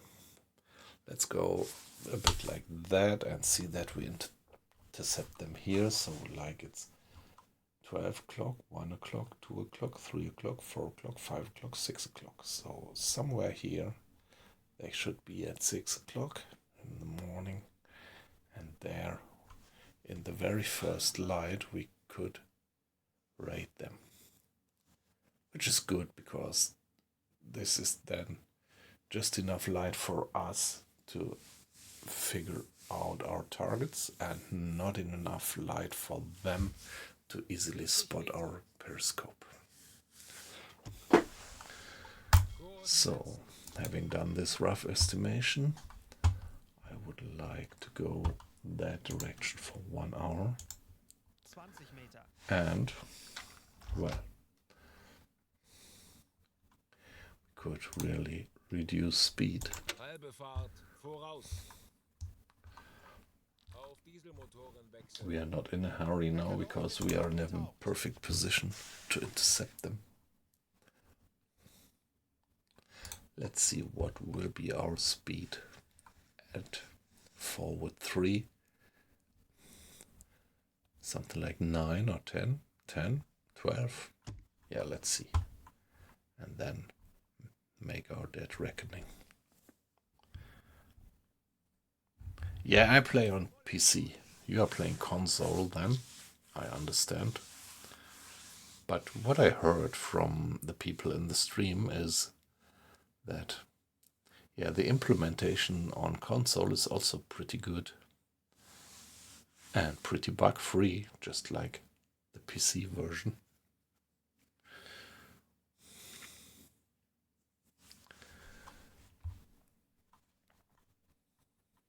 $10 knots. So in 1 hour we would go 10 miles. That's what 10 knots means. And yeah, them going that distance. Let's see. Give it a save.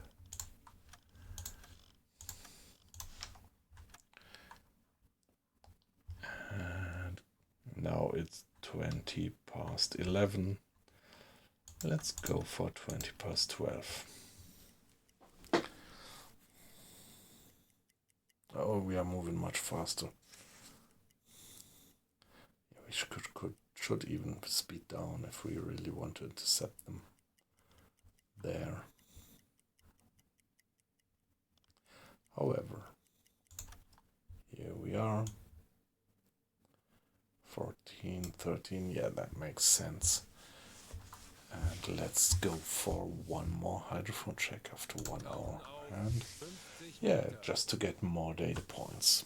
More data points give us a better average, better databases to average their speed and their heading.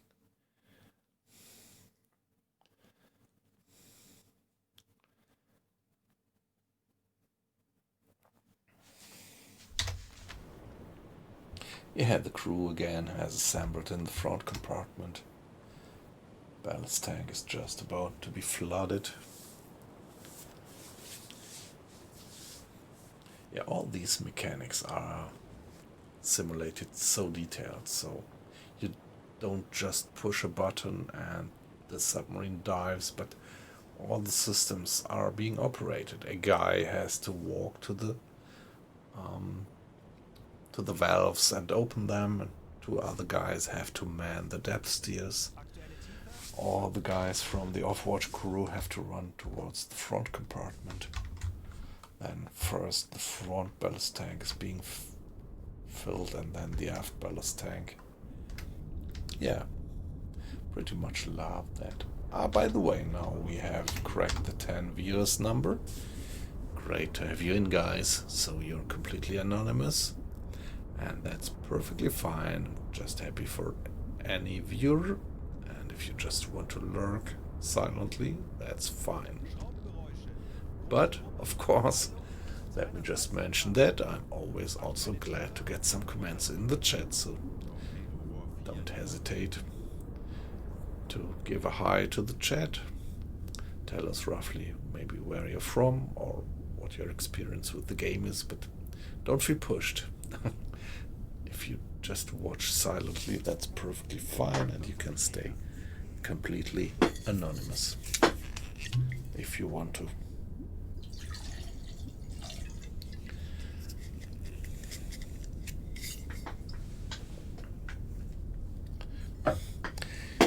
Yeah, that's an automated workflow. When I tell the crew to go to the periscope depth, they will just do all these things, so I don't have to do all the macro management. They bring the boat to 50 meters, stop the engines, keep on listening silently for 5 minutes, and then bring the boat back to the surface.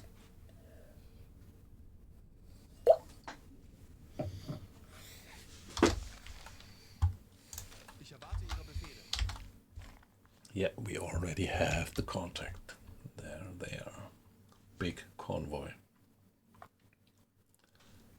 Not quite, but almost there where I estimated them to be. The previous convoys that I encountered here, they were really heavily guarded. That was pretty tough. So some more extrapolation like that. Yeah, let's see. So next extrapolation. So the 7 knots, 7 miles per hour look pretty reasonable, so probably after 1 more hour they are here. That's my dead reckoning, and so 1:30, 2:30, 3:30, 4:30, 5:30, 5:30, and this is where I want to intercept the guys at 6:30 when we have the first light for our submerged attack.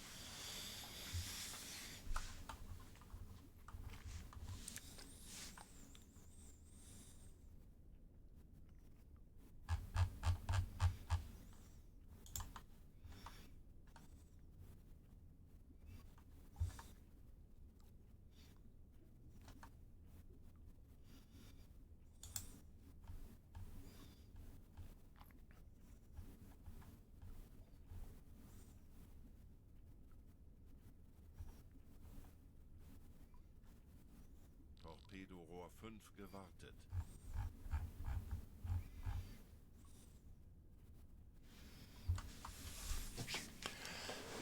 Yeah, let's always finish the hydrophone check, although we already have the information about that convoy that we want to have.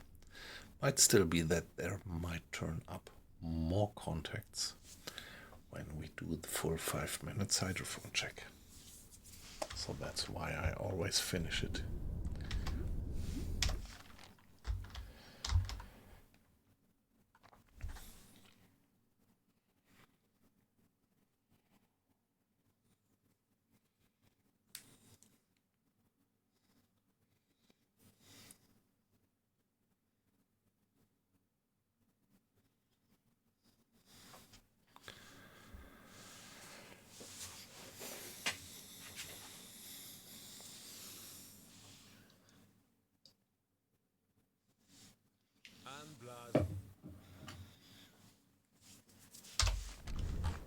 There we go, back to the surface.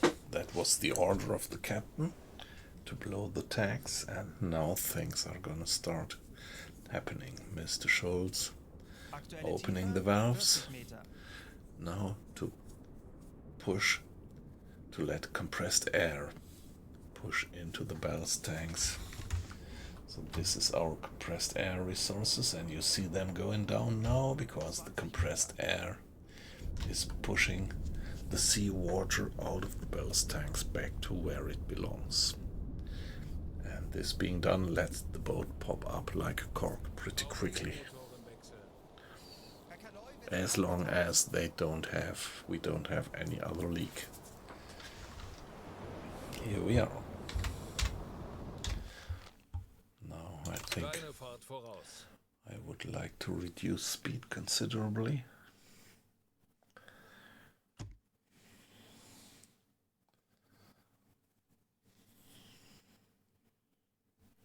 Six knots with kleine Fahrt. That's alright. 5 knots. So let's do something like that. So after 1 hour we should be there. Now it's 12:30. Let's go for one more. Let's first save. Better safe than sorry. And then go for another hour. Or maybe let's go for 2 hours.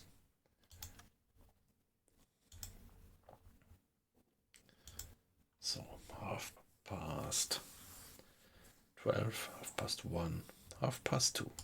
Let's go for it. And then do the next hydrophone check to confirm their course and speed.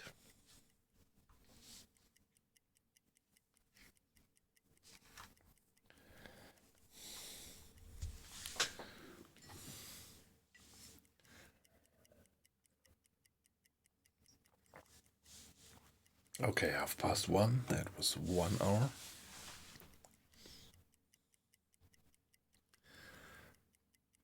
Yeah, my dead reckoning is fairly okay.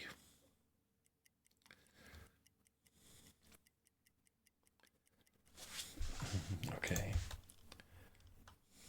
Ich benötige hier etwas Unterstützung. Ah, okay, alright, here we are.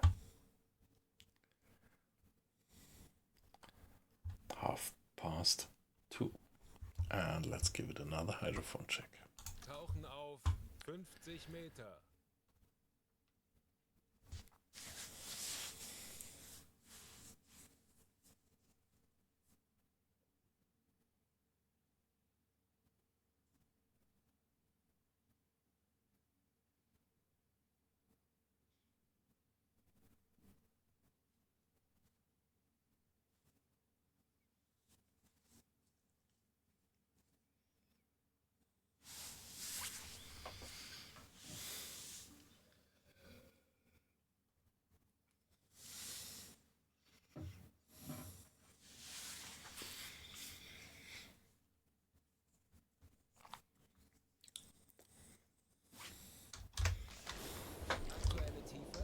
Yeah, there is still a hint of daylight there in the northeast. Or already. Yeah, I should better say already. And down we go. Ballast tanks filled. Yeah, the off-watch crew taking a nap. Also the off-watch officers taking a nap. That's perfectly fine. Schraubengeräusche. Große Gruppe. Peilung 210 Grad. And there is the contact again. 35 Meter. So let's do some guesstimation. So 1 hour would bring them there, the next hour would bring them there. Let's see if the reality check holds. Ooh, okay, weird. 45 Meter. Ah, okay, yeah, of course. I already had put that in. So it's 1, 2.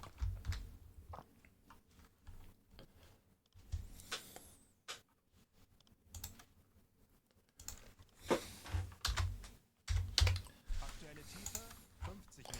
So what we get there is kind of an average, because my experience is that this late in the war, since a few months, the convoys that I run into, they are doing some large-scale zigzagging. So if I get an average course of this 45 from my hydrophone checks, in reality they are moving like 45 degrees off that course, and then every half an hour, that's my guess up to now, that every half an hour they are changing course for 90 degrees, like that, like that, like that, like that, like that. And this is making attacks pretty difficult, because it might be that just when you are going in, closing in with the correct settings of the target, they might just change course. Yeah, and even the worse, when they actually recognize that a submarine is around, they start to do this small-scale wiggling of the course.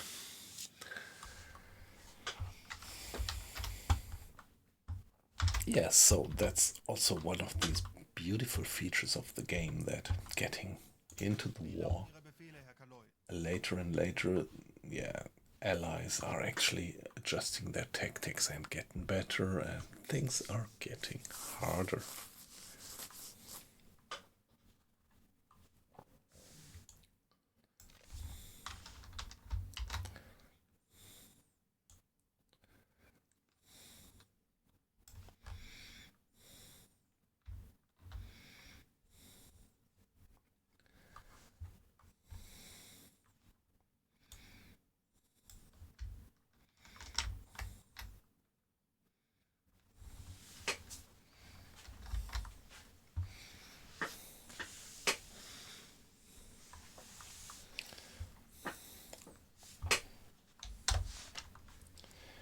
Okay, that's the hydrophone check.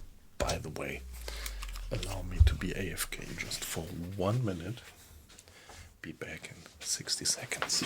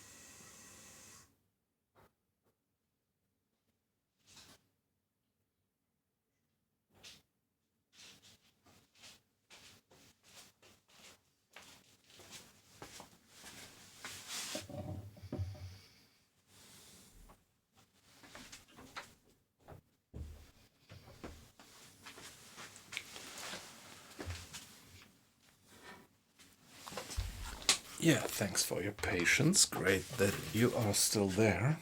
So let's carry on with our adventure. We are still on hydrophone check.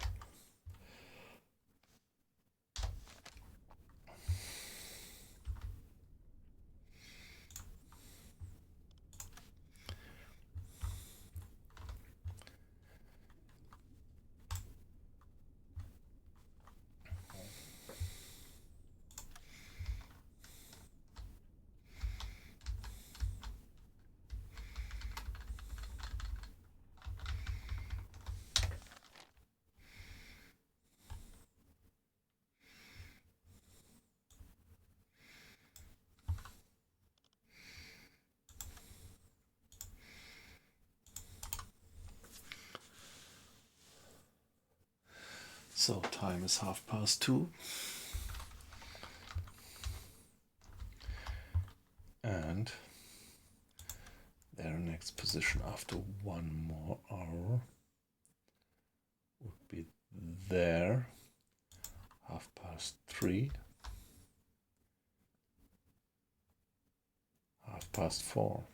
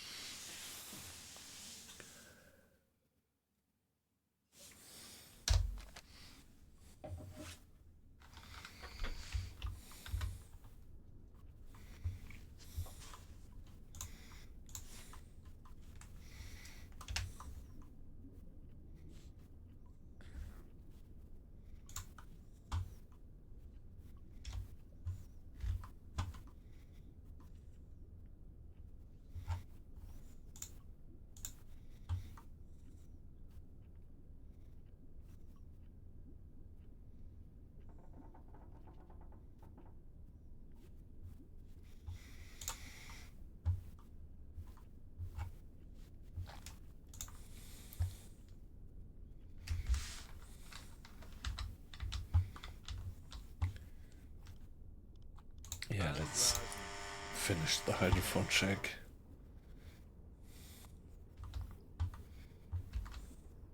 Torpedorohr 3 gewartet. Okay, Mr. Schultz, he's opening the valves. Now, compressed air pushing the water out of the ballast tanks, and yeah, this is why we actually do have the compressors. We have the diesel compressor and the electric compressor, and as soon as we are back to the surface, the crew turns them on so that we quickly replenish or top off our compressed air. We always need compressed air to clear the tanks of water and also for firing torpedoes to push them out of the torpedo tubes.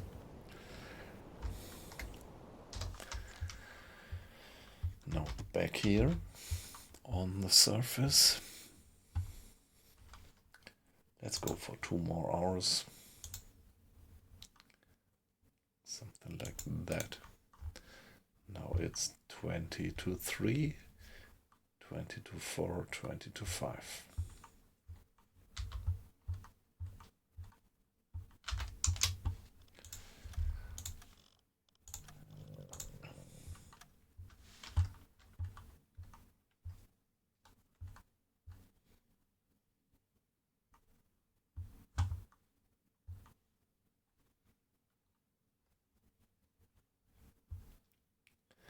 But maybe I should turn in a bit more onto their chorus.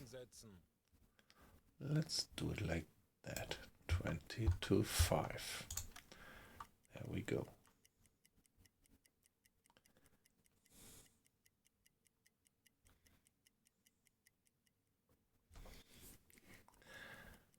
So that seems to turn out pretty nicely, so that we really will get the first light of the day for our attack.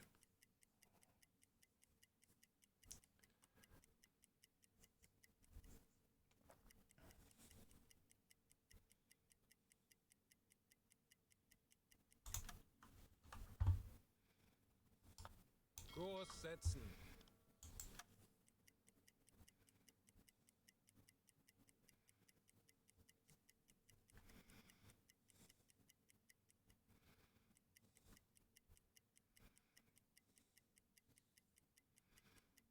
Yep, here we are.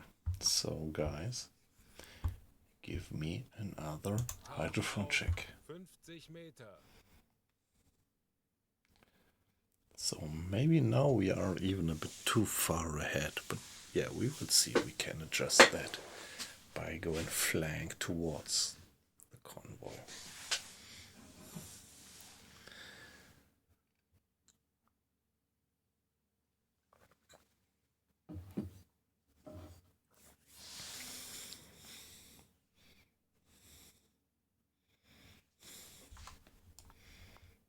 Kurs auf diese Koordinaten setzen.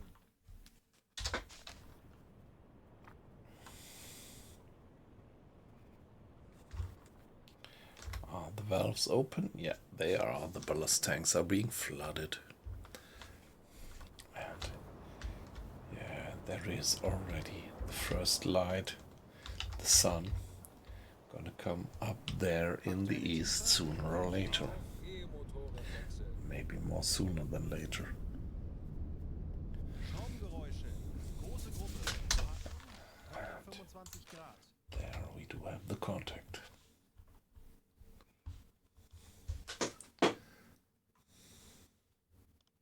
Meter. Convoy 01.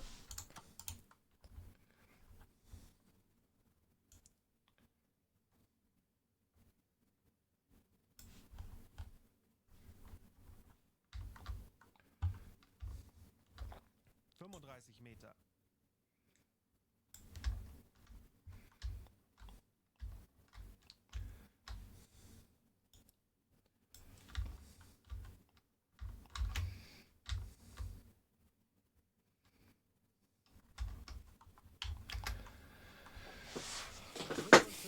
So our distance to that convoy is now something like 20 miles.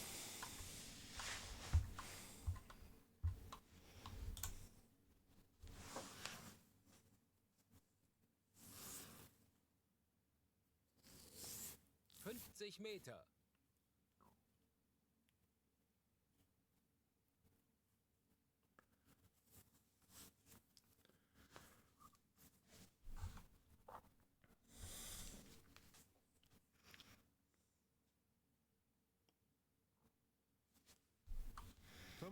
Meter.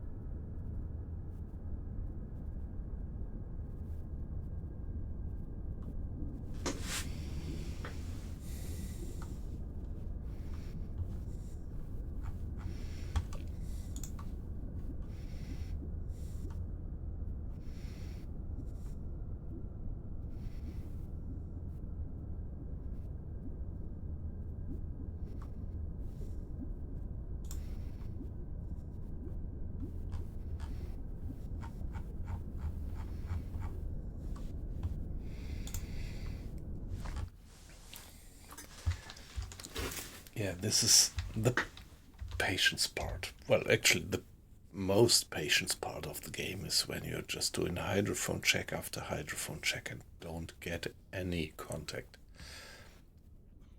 Right now, it's already more straightforward. So we are doing hydrophone check by hydrophone check, but just to get one by one, hour by hour, their contact to extrapolate their course and speed. So by now we are pretty sure that this large convoy is moving on that course with a speed of roughly 7 knots, and that we have put ourselves nicely in front of them.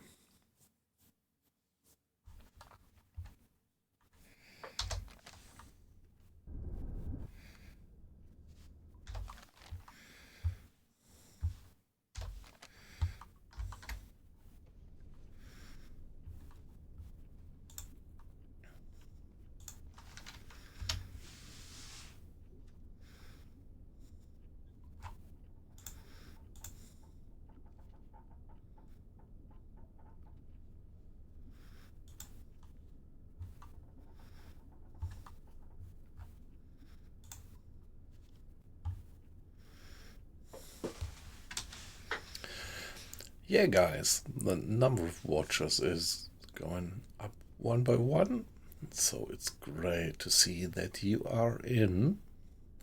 So I think there is quite a lot of people following me in the stream, but yeah, don't feel pushed. Perfectly fine if you just watch, if you just lurk, but nevertheless feel invited to participate in the chat. Yeah, share what your experience with the game is, what you think about the game, the stream, or maybe share where you're from roughly. That's always amazing to see that we have a bunch of people here in the stream all over the world. But yeah, don't feel pushed. If you just want to be left alone and lurk, watch silently, that's perfectly fine. Just seeing the number of people in the stream is a lot of reward for me.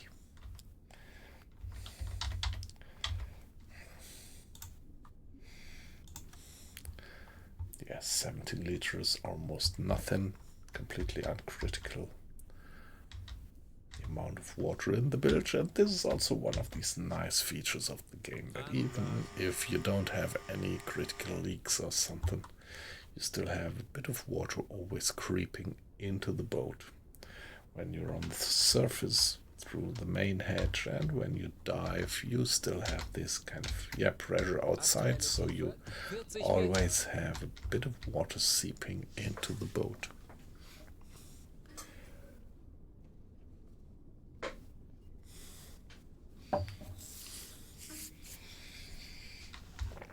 Yeah, the drive shaft is actually the most critical part in terms of water tightness. So how did they actually manage to have the drive shaft coming from the inner of the submarine to the outer and really keeping it tight with all these moving parts? And yeah, they didn't accomplish it quite. And so that means the deeper you are and the higher speed you move when you are submerged with the electric engine, the more water you have sneakily seeping in.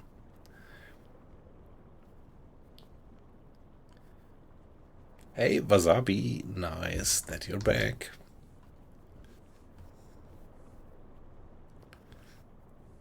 Okay, yeah. I thought you were off. Great that we have you back in the stream.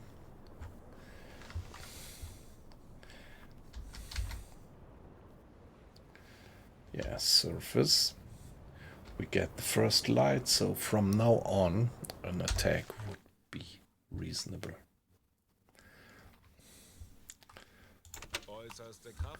So let's go flank now. I would like to get close to them as fast as possible to launch the attack. So it's pretty good to do the attack at dawn. So nighttime without a moon illuminating the scene is tricky.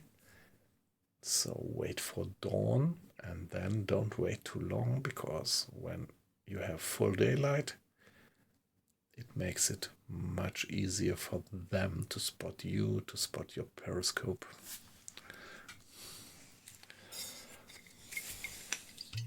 So dawn is perfect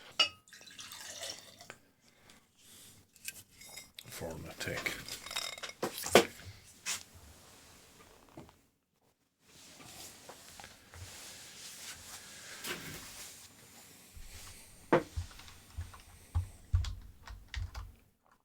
Now it's 10 to 5. One more hour.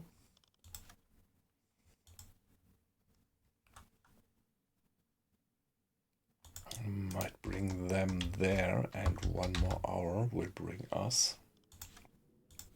While I go flank,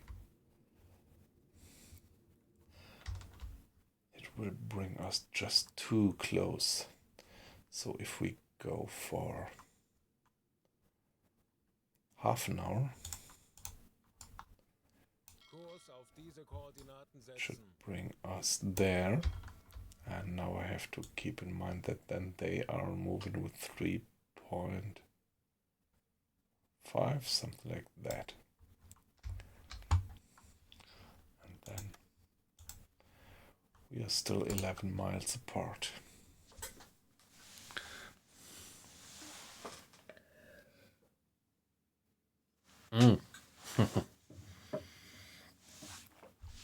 No, the pace of the game is not that fast, so I actually did several hydrophone checks to confirm their course and speed. So it looks like they are moving with something like 7 knots, so 7 miles per hour on this course.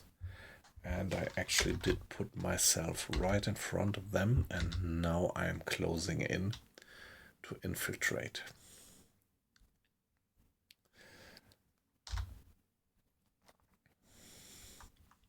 Now let's go for half an hour, 20 past 5.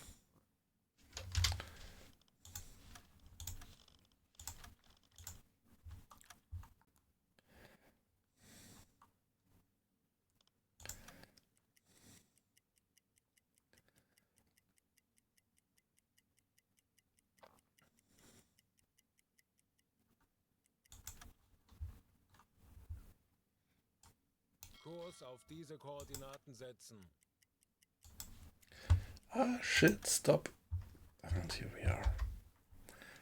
Now, from our dead reckoning, we should be still 9 miles away. Let's see if we already see something. Yes, nice. So already from the alignment of the smoke columns, we see that this line of merchantmen is gonna be passing slightly north of us. This one is passing slightly south of us. And so that pretty much looks like we are already in a beautiful position right ahead of these guys.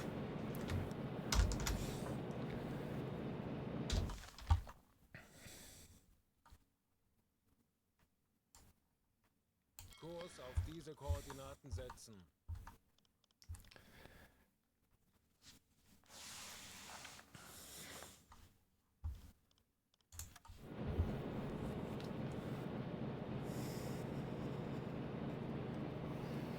Now the only question is, where are the escorts?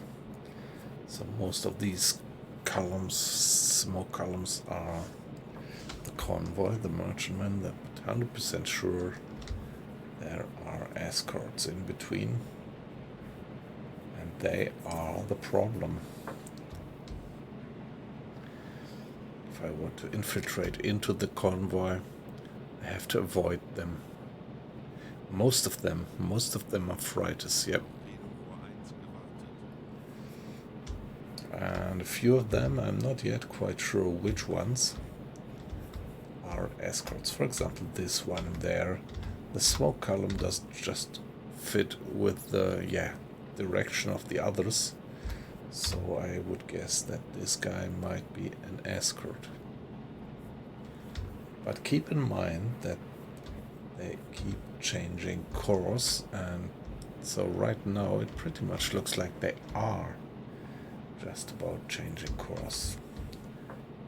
Yep, I think we are just about witnessing how the whole convoy is doing a course change, and I guess from experience that it's probably 90 degrees. So if they were moving something like that, now they're gonna move like that.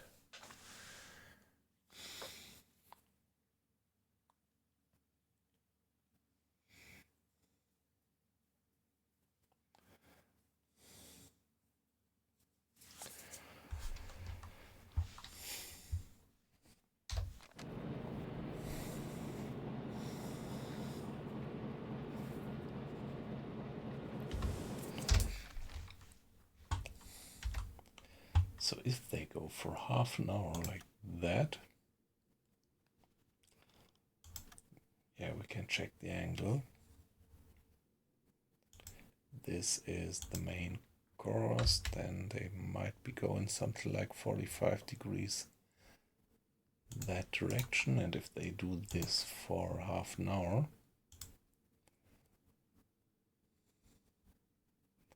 they would end up there. So before I am close for a kill,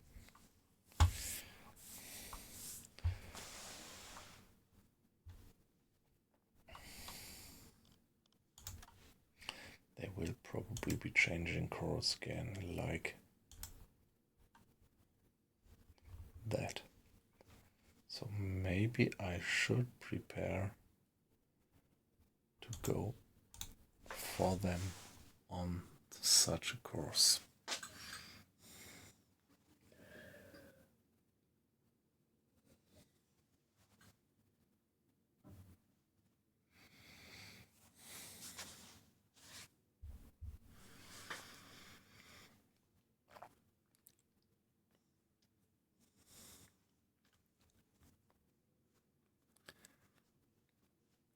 Okay, guys, and at that point, yeah.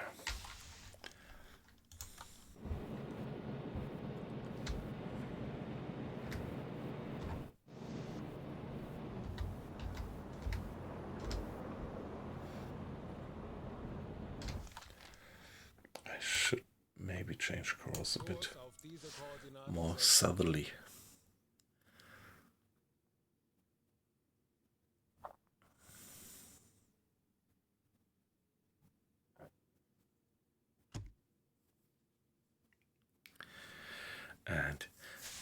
Yeah, sorry guys. It's such a great stream and we are just going into combat, but I have to postpone that for tomorrow's stream.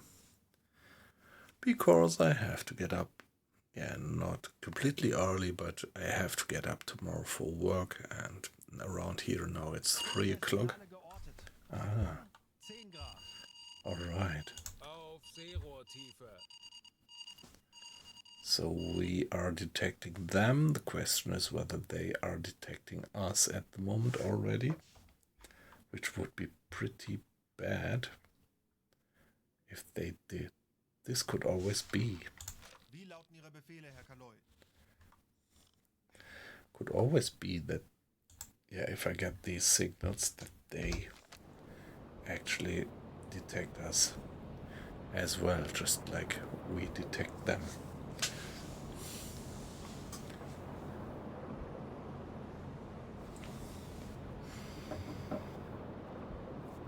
Yeah, but let's get down to periscope depth and then do the sneaky part from now on. Let's still do that before going to bed. So guys, please be fast now, get the boat down. Ballast tanks are filled. And there we go. Boot für Rundblick eingesteuert. Auf E-Motoren weg. Hey, yippee up, you're back. So, how was your homework? Are you finished? Yeah, back and ready to attack. Exactly. So, at the moment we are in a wonderful attack position. Like, I don't know how long you were back in the stream. Math, yeah. Peilung 10 Grad. Yeah, well, math is, yeah, it's, if I remember back, pain in the ass, but yeah, depending on what you want to do job-wise later, well, there are jobs where you can't go around math and others where maybe you could do well without.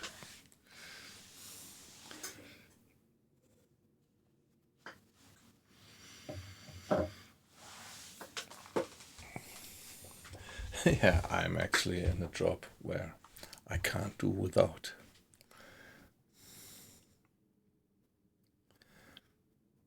Yeah, history is great and science. I pretty much can understand that. Same, I mean, when I went to school it was a bit different maybe, but I'm a big fan of history and science as well. But yeah, if you do science, you also have to do a bit of math, right? Yeah, okay, alright. Yeah, you can't do science without math, yeah.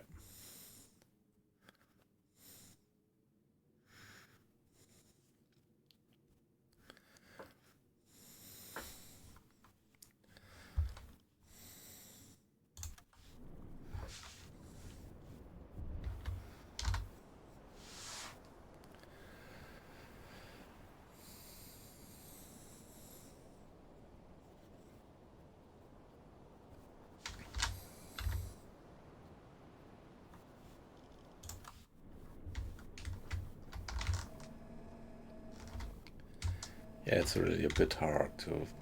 Alarm! Konvoi in Sicht! Peilung! 30 Grad! Wozu ein U-Boot in der Lage ist. Yes, alright guys. Nice that you're so enthusiastic, but Alarm beenden. you can step away from battle stations at that point.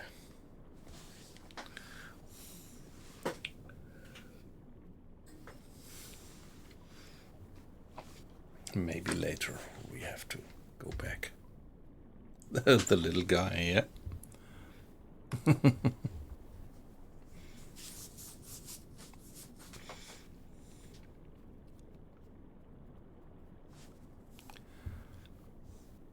Yep. Yeah, right.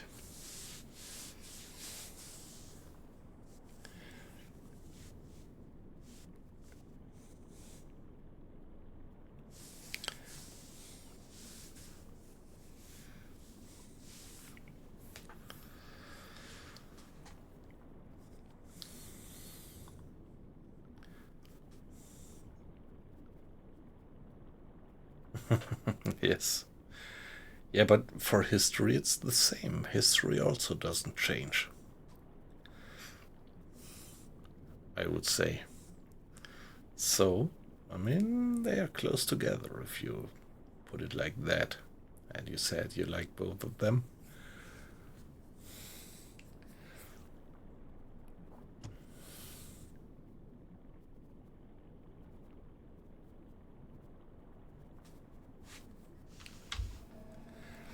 Yeah, some people try to change history, but yeah, it's just looking backwards. So history has happened, and you can't change what has been happening. You can just change, like, kind of your view on history.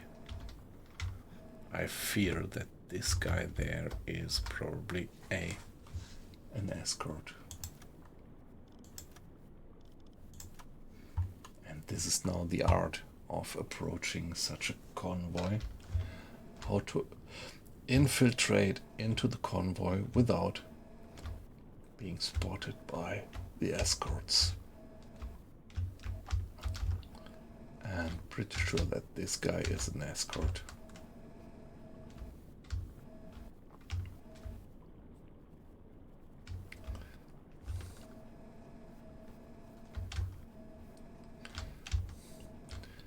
I guess this guy is also an escort.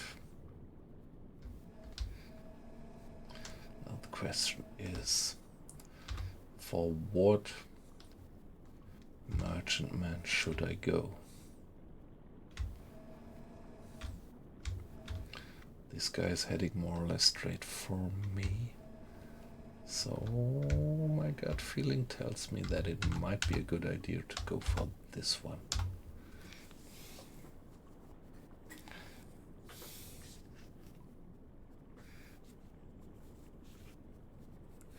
But I really need to get out of the way of this guy. Looks like this escort is heading more or less straight towards me.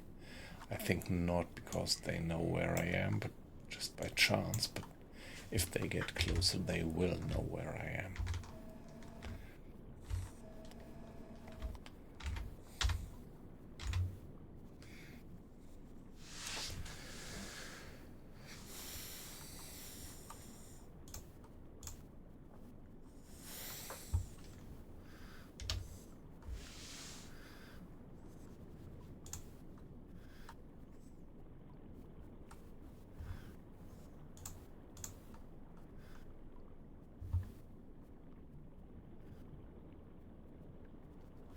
It's so beautiful. The number of people is slowly but constantly going up.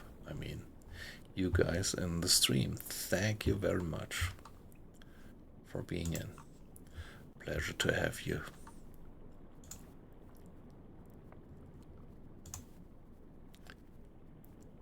And as I love to emphasize, you're anonymous.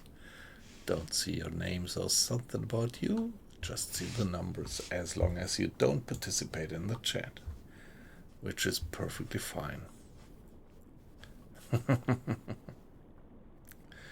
I'm about to go famous. Yeah, more than 10 people in the stream. Great.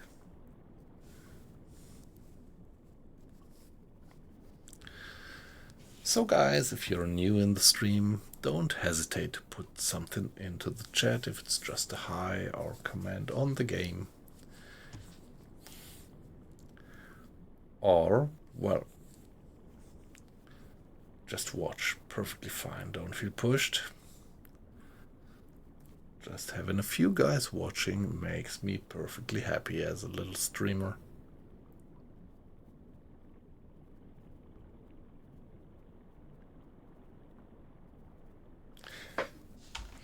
Yeah, let's see, where is the... they're gonna change course again sooner or later. Time, what's time? 5:40. Not quite sure. I should have marked when they had changed course the last time. That's nice. Wasabi. That's very nice. So feel comfortable, feel at home. That's great.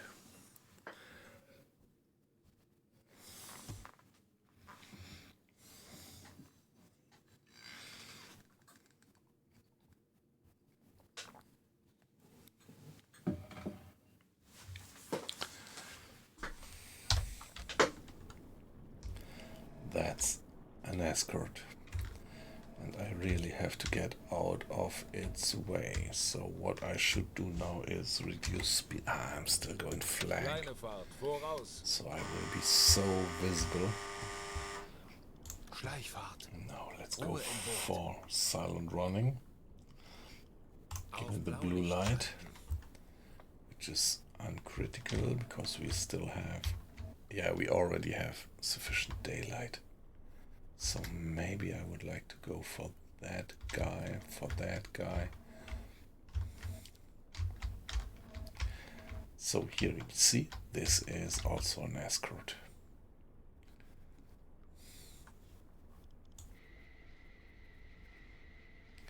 So I should really retract the periscope by now, because they are getting pretty close. But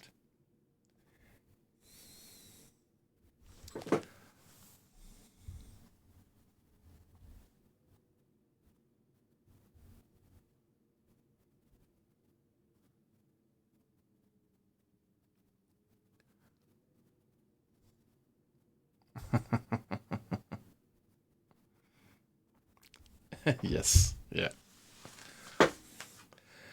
Yeah, but guys, it's so hard having all of you being assembled in the stream, but I have to go to bed.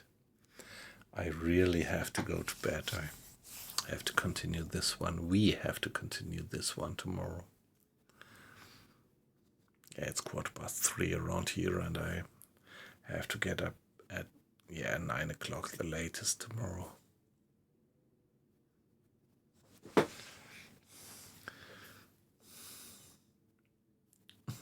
Yes. All right. So it was a pleasure to have you in, all of you. So Wasabi, thanks for the follow. Nice to have met you, and great that now you are part of the community. Yeah, yippee yap as usual. Great to have you in. And thanks for the nice little chats that we had. Then Xavier, I don't know if you're still in. Thanks for the follow just as well. It was a pleasure to have you in, to meet you. Yeah, and then a few more people. I don't know if you're still there. Weight loss, if you're still there, have a good night. It was a pleasure to have you. Vulvulu, I somehow have the gut feeling that you're still there and that you're still listening. So, as usual, a pleasure to have you. Looking forward to see you. And, yep, maybe you have a few minutes to look at that Bannerlord stream. Yeah, thank you very much. So, have a good evening, have a good night to all of you, and looking forward to see you again in the next stream. Bye-bye, guys.